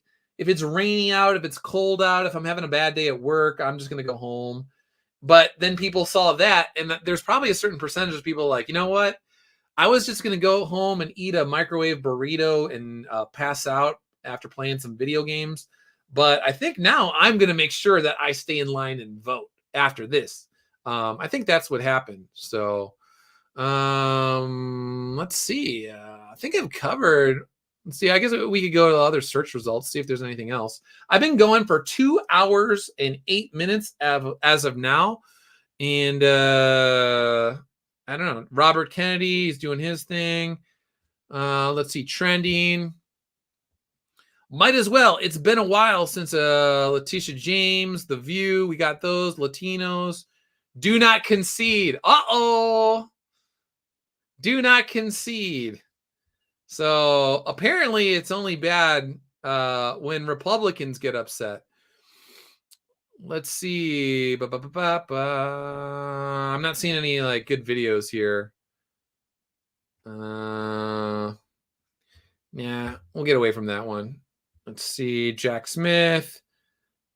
Empty Trump. What's this? All right. Got the garbage bags, taking out the garbage. Oh, okay. Yeah. Leading up to the election, you saw all these people that were just like, I'm telling you, man, Trump, he's going to get walloped. There's nobody at his rallies. They're just like, it's blah, blah, blah, blah. Yeah, let's see, empty rallies. Meanwhile, Cackles had to bust people in and promise me. That's the thing, is they often project what they are guilty of. They try and project it. So Kamala was the one that had the illusion. So she would essentially invite Beyonce or Jennifer Lopez or whoever, these like rappers or Eminem, Diddy friends, Diddy pals.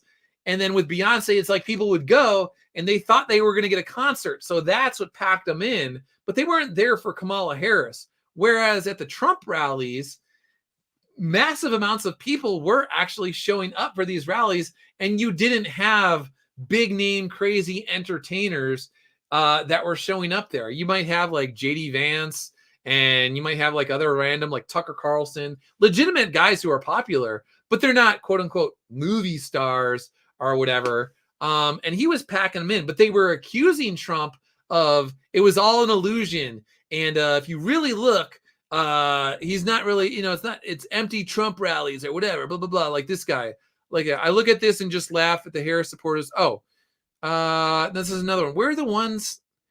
There was Trump people that were saying that, I'm sorry, Harris people the day before the election that were just saying that Trump rallies were all, they were really empty. And if you look at the wrong side of the arena, you will see that it's not true. It's not legit. That sort of stuff. All right. Oh, we got Trump cheated. Is that what we're saying now?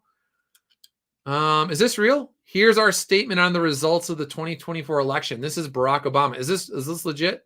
7 minutes ago. Breaking news. Let's see. Over the last few weeks and through Election Day, millions of Americans cast their votes, not just for president, but for leaders at every level. Now the results are in, and we want to congratulate President Trump and Senator Vance on their victory.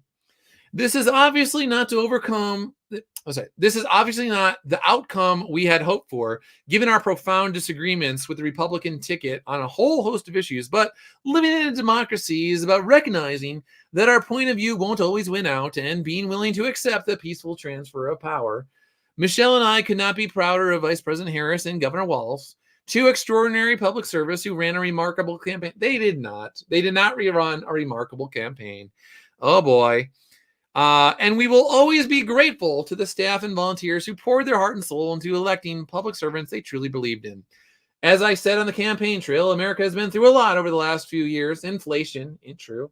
Border out of control, true. From a historic pandemic and price hikes resulting from the pandemic to rapid change and the feeling a lot of folks that no matter how hard they work, treading water is the best they can do. That is correct, Barack. And over the past 4 years, roughly, Joe Biden and Kamala Harris have been there, and they didn't do what they needed to do to correct the ship, but they said that they would do it if they were reelected, or Kamala Harris did.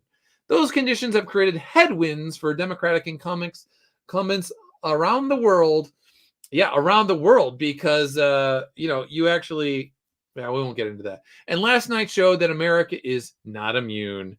So it's all just headwinds. Those darn headwinds. The good news is that these problems are solvable, but only if we listen to each other and only if we abide by the core constitutional principles and democratic norms that made this country great. If a country as big and diverse as ours, we won't always see eye to eye on everything, but progress requires us to extend good faith and grace even to people with whom we deeply disagree. That's how we've come this far, and it's how we keep building a country that is more fair and more just, more equal, and more free. So here's the thing, Barack.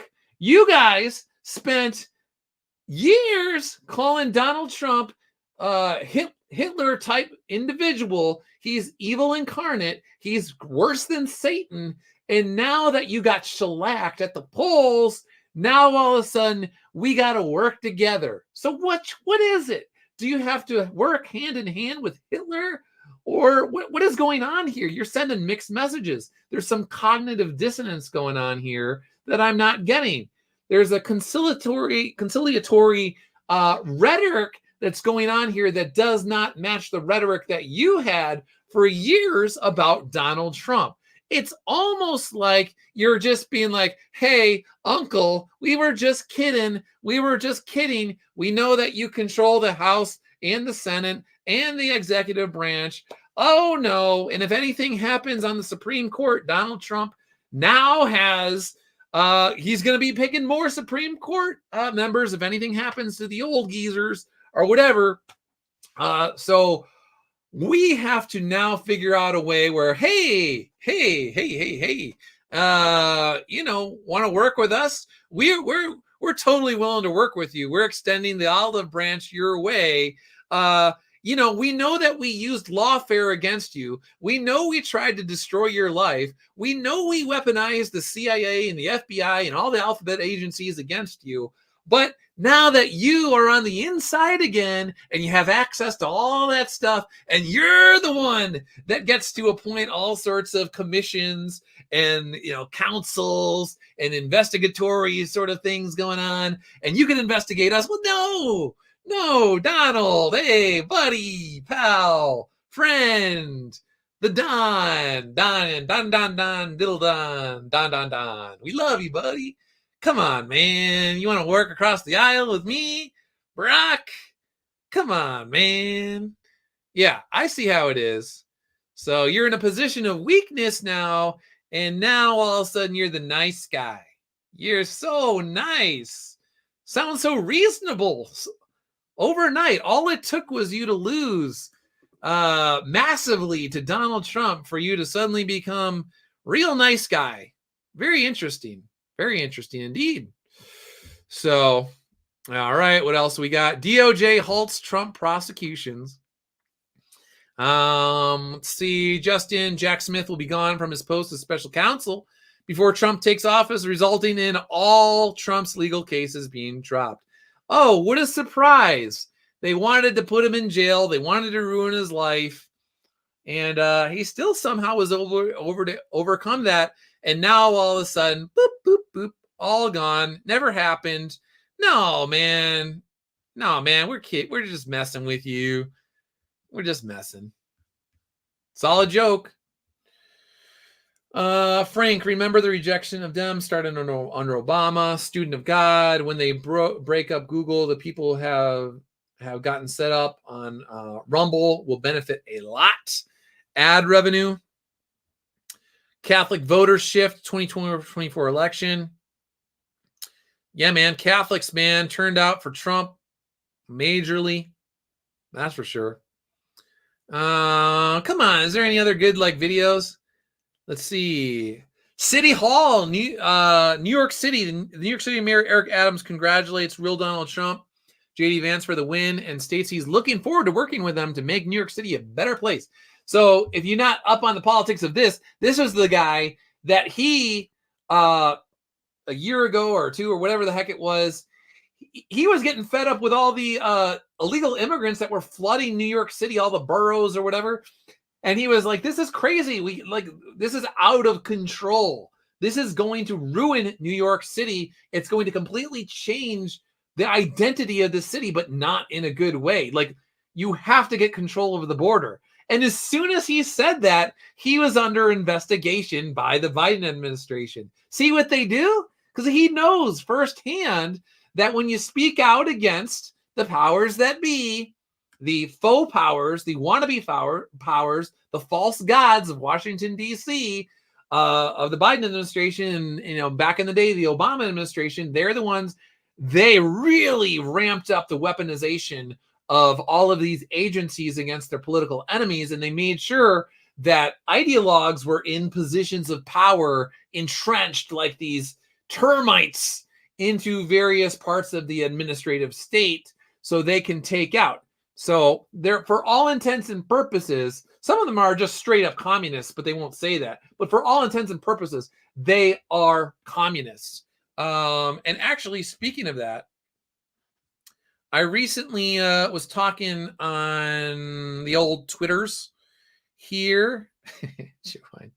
Where is it? Whitaker Chambers Witness. Great book. This is a book if you care about here's what I said on Twitter. Well, actually, let's read Whitaker Chambers first. So here's an excerpt from the book. We do not simply step from evil to good, even recognizing that any human good and evil is seldom more than a choice between less evil and more good. In that transition, we drag ourselves like cripples. We are cripples. In any such change as I was making, the soul itself is in flux. How hideous our transformations then are, wavering monstrously in their incompleteness as in a distorting mirror until the commotion settles and the soul's new proportions are defined. So when you are transitioning from darkness to light, it's not an instantaneous thing. It's not like you could flip a light and suddenly you're a bad person and you're a good person. Like I was saying earlier and throughout the stream, people who have strayed far from the light of God, they're in darkness. There's always that little glimmer. I want to put this into a Soul Finder book if I can figure out how to do it correctly. The further you get away from God's light, it's darker and darker and darker, but God always leaves little light breadcrumbs for you to find your way back to him. But as you get further away, then it gets harder and harder and harder to see. There's like tiny little dots, boop, boop, boop, boop, boop, here and there. And God is still reaching out to you. He wants you to come back to him, but you have made that choice to turn your back to him and walk away. So first you got to turn back to God. You got to renounce sin. You got to let God know that you want to come back to him. And then it's a process. You have to start swimming back. You're in an ocean of darkness and you need to get back to land or whatever. And it's going to take a little while and it's going to be tough. And so it takes a while. Anyway, so Witness is a profound book and probably should be required reading for anyone who wants to understand the fragility of free nations, the perpetual battle between good and evil in man's soul, and the transformations that take place inside a heart when it becomes committed to following the truth, no matter how dangerous the road it must traverse. So I first read Witness many years ago and found Chambers' spiritual insights to be incredibly deep and accurate. Student of God, I got you blocked. I don't think you're talking to me, right? You do not have me blocked. Anyway, check out Witness. This was many years ago, decades ago. He was trying to expose as a former agent for the Soviets, the communists or whatever, during the Cold War. He saw the error of his ways. And the United States was infiltrated at the highest echelons of the government in certain, parts of it by communists. And he was trying to warn the United States government, like, you have been infiltrated. You need to act because this is serious.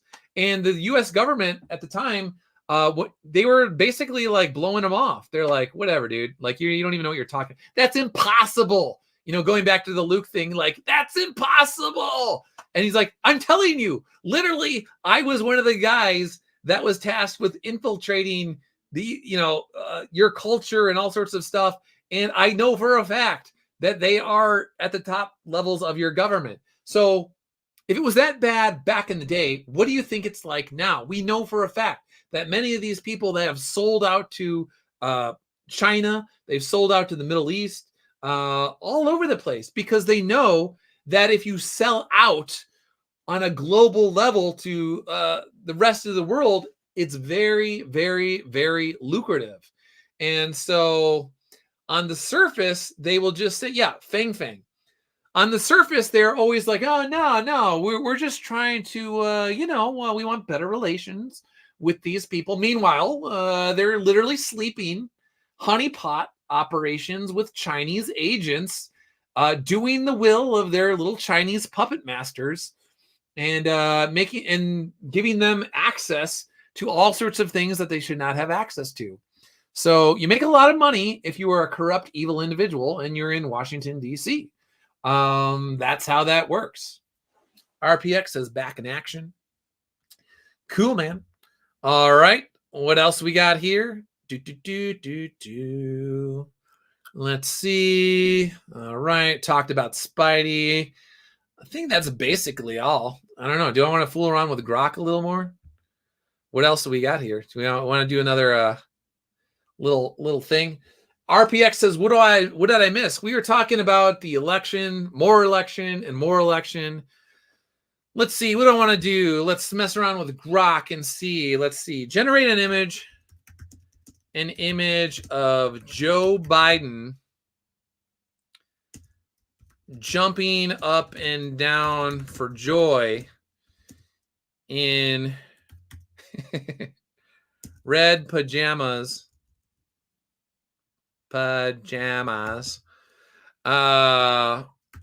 while watching the election results come in for Donald Trump.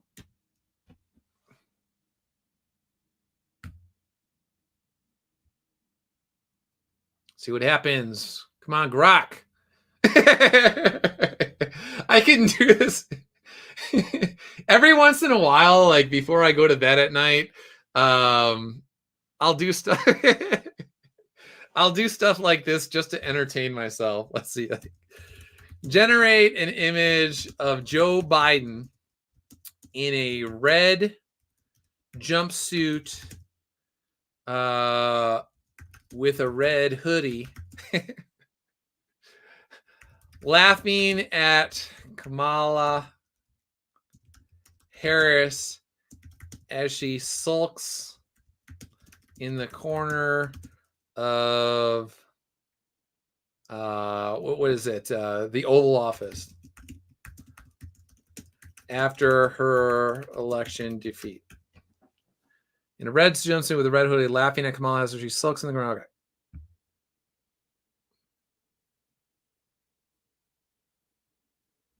Okay. She's not sulking. That's not sulking. Come on. Give me a sulking.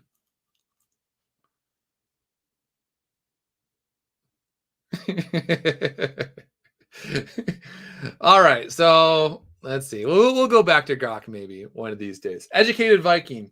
For the walking away from God, but he still leaves little light breadcrumbs part was making dinner. Use fireflies. Oh, that's very interesting. Yes. Everyone thinks they're pretty, but are mostly ignored.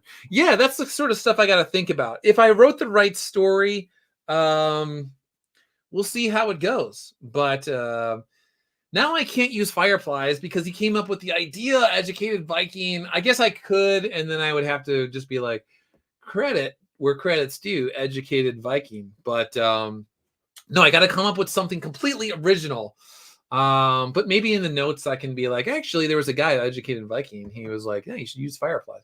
Regardless, I like your idea. It's a very good idea. So, all right. Any other things? We've been going for 2.5 hours. I'm happy with it. Unless Harris concedes election, trending now. Do we have an actual speech? Is this it? Breaking. Well, she's looking rough this morning. Feeling and experiencing a range of emotions right now. I bet you are. I get it. But we must accept the results of this election. Earlier today, I spoke with President-elect Trump and congratulated him on his victory. I also told him that we will help him and his team with their transition. And that we will engage in a peaceful transfer of power.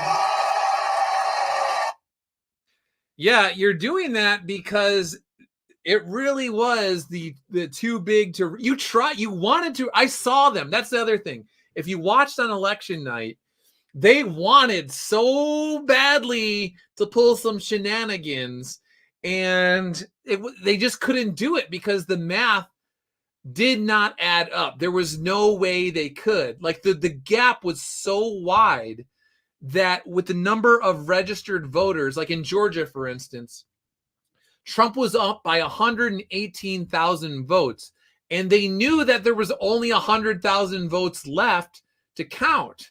So there was literally no way they can do it unless they cheated so badly that it was like obvious. It was so obvious that, and they couldn't do it because the Republican National Committee, with Laura Trump basically leading the charge, had armies of lawyers all over the place. They had people on the ground in all of these swing states that were ready. And you got people, you had John O'Keefe, or James O'Keefe, with his new organization, OMG, and he had cameras out there. And when all these trucks start showing up in Philadelphia at like 11:58, like there was this convoy of trucks that were just had Bentley on the side of it, and then apparently they had like California license plates. Like, why are you pulling into the voting, the precinct at the exact deadline at midnight, 11:58? There's like a little convoy of these giant Bentley trucks coming in. Like, what is going on around here? And so anyway, with Georgia, they were just like, wait, what? Are you saying that we literally, his gap is larger than the number that could even be counted? Yeah, that's how huge it was. So you don't have any choice. You know that even Barack Obama was saying, like, all of these people, they were essentially saying like, oh, if it's close, Donald Trump's going to try and claim victory, but it's actually going to take days and days to vote. And then Arizona, they were saying like, it's going to take 13 days to count Maricopa County or whatever it is. It's going to take like multiple weeks. So they thought that there was a chance that Donald Trump was going to perform strongly, but the gap between Donald Trump's performance and Kamala Harris's real outcome would have been small enough where shenanigans could have been put in play. And then the lawyers could have done their thing to drag things out. We got to recount this. We got to recount that. We got to recount. And every time you recount, every time you drag it out, they find more votes. They find more votes. They find more votes. It actually turns out that Kamala Harris was only down 10,000. Oh, it only turns out she was 5,000. Actually, it turns out she was up by 1,000. Kamala Harris is the winner of Arizona. Yay! That's what they wanted to do. But the quote-unquote red wave was a tsunami. It was just so gigantic that they're like, and then again, legally, the Republican Party being spearheaded by Trump because he didn't have the Romney people in there this time, the people who hate his guts, the Mitch McConnells of the world, who are basically backstabbing him, and they wanted him to lose because they are all part of the establishment. Since the Republican Party in the proper places were controlled by Trump people, they actually had eyes on the ground where they needed to be to stop that stuff in its tracks immediately. So they couldn't get away with what they wanted to get away with. So yes, you will talk about, it's so peaceful. It's so, yeah, because you were crushed by a tsunami of Trump voters, including black men and Hispanic men, who all basically made sure that you were never going to be president of the United States.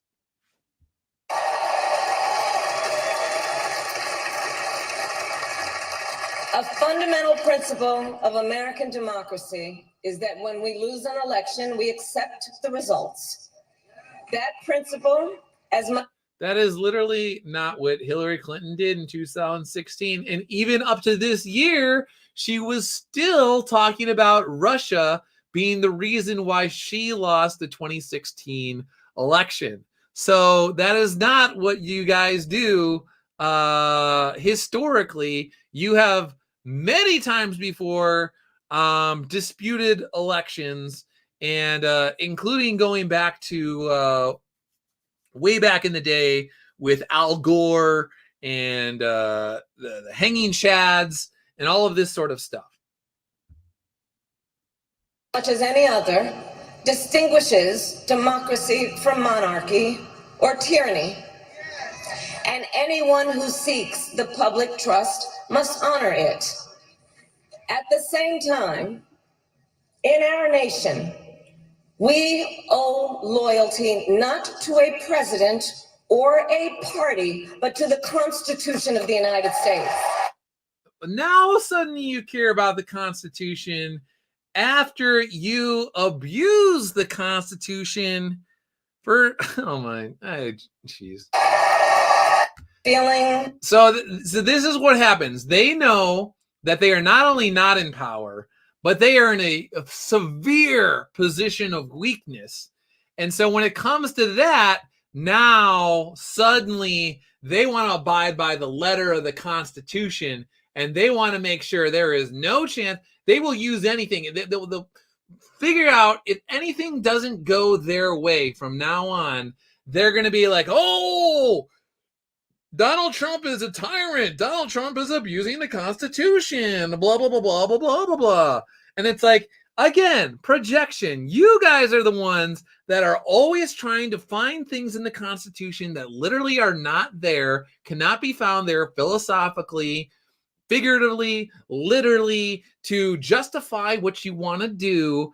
There was even articles, I think it was like earlier this year, where they were saying that the Constitution is essentially a bygone product, and hey, we have to have, just like they wanted to have truthful, honest conversations about Black men and Hispanic men, they're like, it's time to have a frank conversation about the Constitution.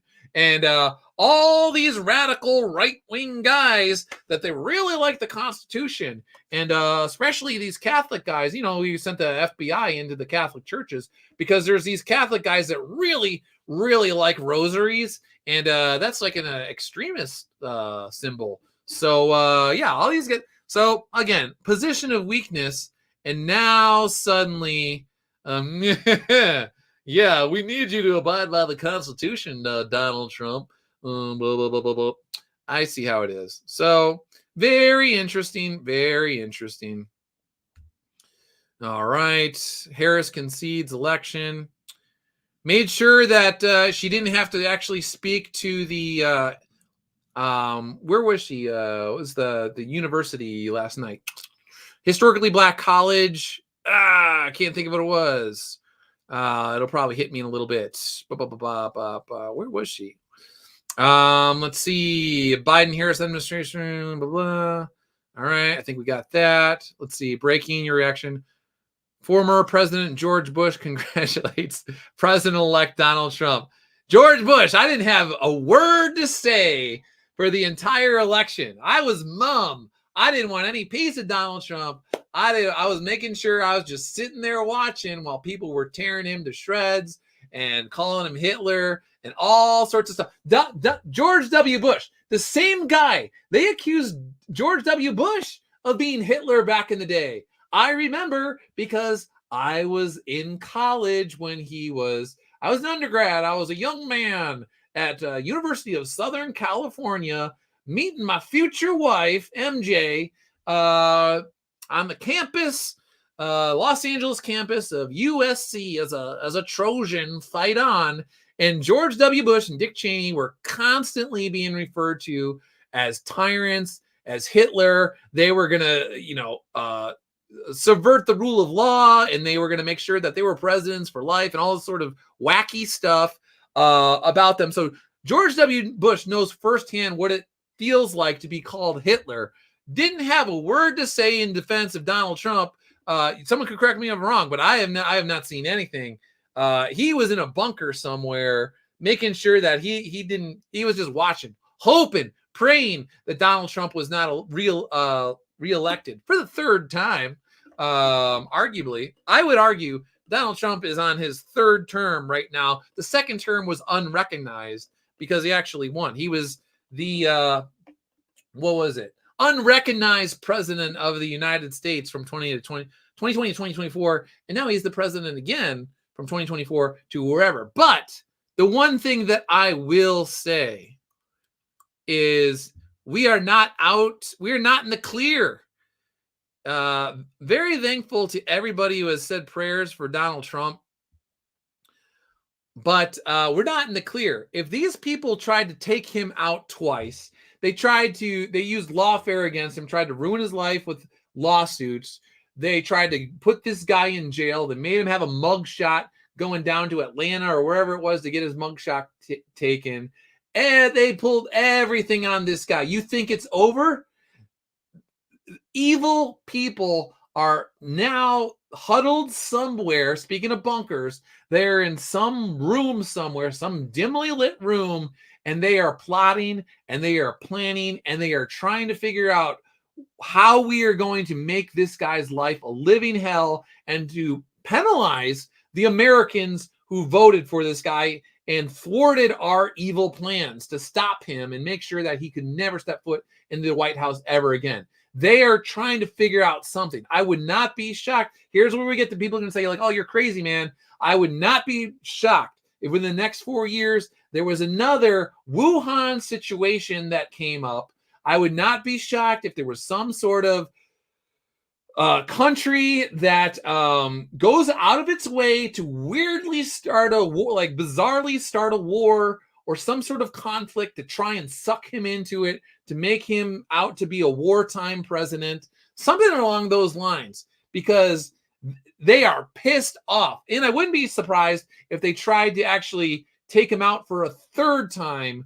And I wouldn't be surprised if they tried to do it before he even gets to sign in, before everything's certified. And so he should be really, really, really careful over the. I know he already knows all of this, but these people, there was Raskin or whatever his name was, one of these political guys or whatever, was just like, Americans can vote for Donald Trump, but he's not going to step into the White House again.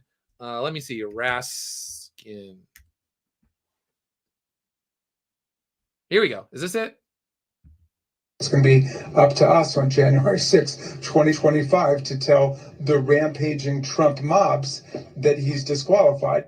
See, if you voted for Donald Trump, then you're part of the Trump mobs. You're not a person. You're not an individual. You don't have a unique identity that is known by God. You're just the mob. So that's what you are. And then we need bodyguards for everybody in Civil War conditions. Civil War conditions. Yeah. Look at this guy. Look at this guy. Probably never been in a fight in his life. I don't usually like to go there, but these New York City type elitists, they think they're intellectuals. They always like to talk about war and civil war and people fighting each other, but they're always the ones, again, they're the puppet masters. They're the ones that view other people as pawns, and they will fight on their behalf. So if they want power, they will figure out a way to use other people and clash people against each other, divide and conquer. So they ultimately end up in the position of power that they initially wanted. Because the 9 justices, not all of them, but these justices who have not many cases to look at every year, not that much work to do, a huge staff, great protection, simply do not want to do their job and interpret what the great 14th Amendment means. And I'm glad that Sherilyn's creating her new center so we can bring that. It's going to be up to us on January 6th. So yeah, I think this is the one where he said, to Congress. So it's going to be up to us on January 6, 2025, to tell the rampaging Trump mobs that he's disqualified. And then justices who have not great protection simply do not want to do their job and interpret what the great 14th Amendment means. And I'm glad that Sherilyn's creating her new center so we can bring that back to life, even as we're I thought there was like a moment where he basically just said, like, the election will not be certified. I mean, he basically said that there, but I thought there was like another one where he's like blah blah blah blah. The point is these guys, they do not want him to step foot in the White House, even though he's legitimately elected. So Kamala Harris, you just heard moments ago, like, we need to accept a peaceful transition of power. They don't want that. So again, she is saying that, but all the people in her circles, the people that bundle stuff for the campaign, the people that are really connected to all of this, the activists, the ideologues in New York City and Washington, D.C., they are saying another thing. So it's like the public faces, hey, Barack Obama and Kamala Harris get to say, like, we totally want to get along. But then you have these basically evil people that are lawyers and academics and all that, and like just wealthy individuals that are connected. They are the ones that do the dirty work, essentially. So it's Obama gets to look at the nice guy. He's the gregarious old president, just wants to get along with everybody. Suddenly, magically, Kamala is the one. She's like, okay, no, we got it. But this is what they are doing behind the scenes and administratively and working into the bureaucracy. They're figuring out ways where they will cause pain for Donald Trump. So Ram says, hey, Douglas in chat. Hey, thanks for tuning in. I appreciate it. Rhaegar says they are going to use lawfare again. That statement from Barack Obama and the speech from Kamala have telegraphed as much. Yeah, again, they want to like publicly look like they're good guys, but they have all their legal sharks doing their little thing.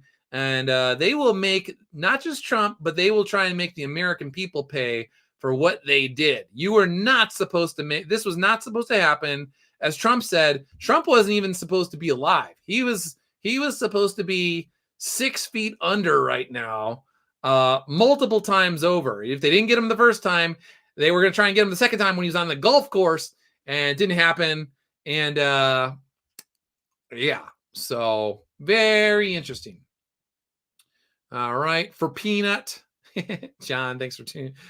Thanks again, John. Exactly. Let's like John's post. Boop. Appreciate that. And yeah, so bam. All right, I think we got that. Yang Yang Zhao, thanks for tuning in. We've been going for 2 hours and 46 minutes. I don't know how much longer I will be going, but I want to thank everybody for tuning in. I want to thank everybody for checking out Soul Finder Tunnel Hounds, both the hardcover book and the soft cover, and Noctis Terrari, and the collector's vinyl edition record, the theme song by She Lava, the new St. Michael Memento Mori Rosary. I am working on getting more of just the plain St. Michael Rosary, because there are some people that don't like the skulls on the Memento Mori one.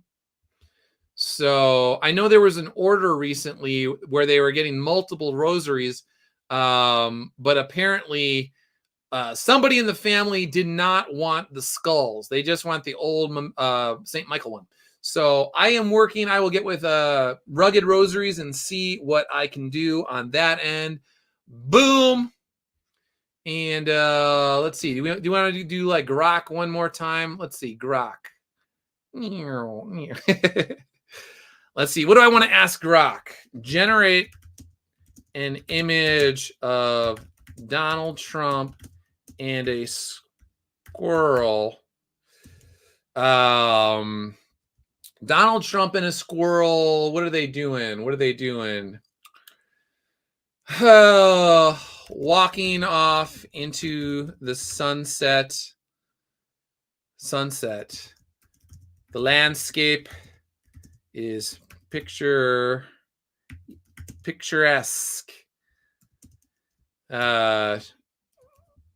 Trees are lush. Flowers are blooming. Deer looks on in approval. Nature is singing out in joy.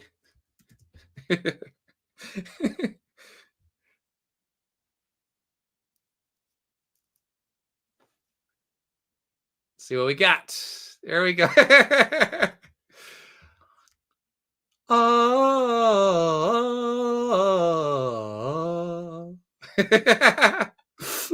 There we go. So thanks all for tuning in. I appreciate it. I had a fun time talking with everybody. I appreciate it. Thanks for tuning in, dealing with my initial audio concerns the first time around. Thanks for coming back the second time around. I will be on with the Godful Universe tomorrow talking about art. And who knows where else I'll turn up, but I've had a great time talking politics. And again, thank you for supporting Iconics, and thank you for supporting Soul Finder, Common America, Butch Killigan, Long Harbor, Punchline, Kindred Heavens, and my Black Hops, Arc Athena, all of the creators at Iconic Comics. Appreciate it. Student of God, thanks for tuning in. Thanks again to everybody. Anybody I missed in the chat, I apologize. Thank you for tuning in, and I'll see you guys later. Oh, wait, Rhaegar, who saw the Joe Rogan meme where they have Kamala saying, "We did it, Joe," but they put Trump's head on Kamala and he's talking to Joe Rogan? Have a great night, and Yang Zhao says good night. All right, see you guys later. See ya.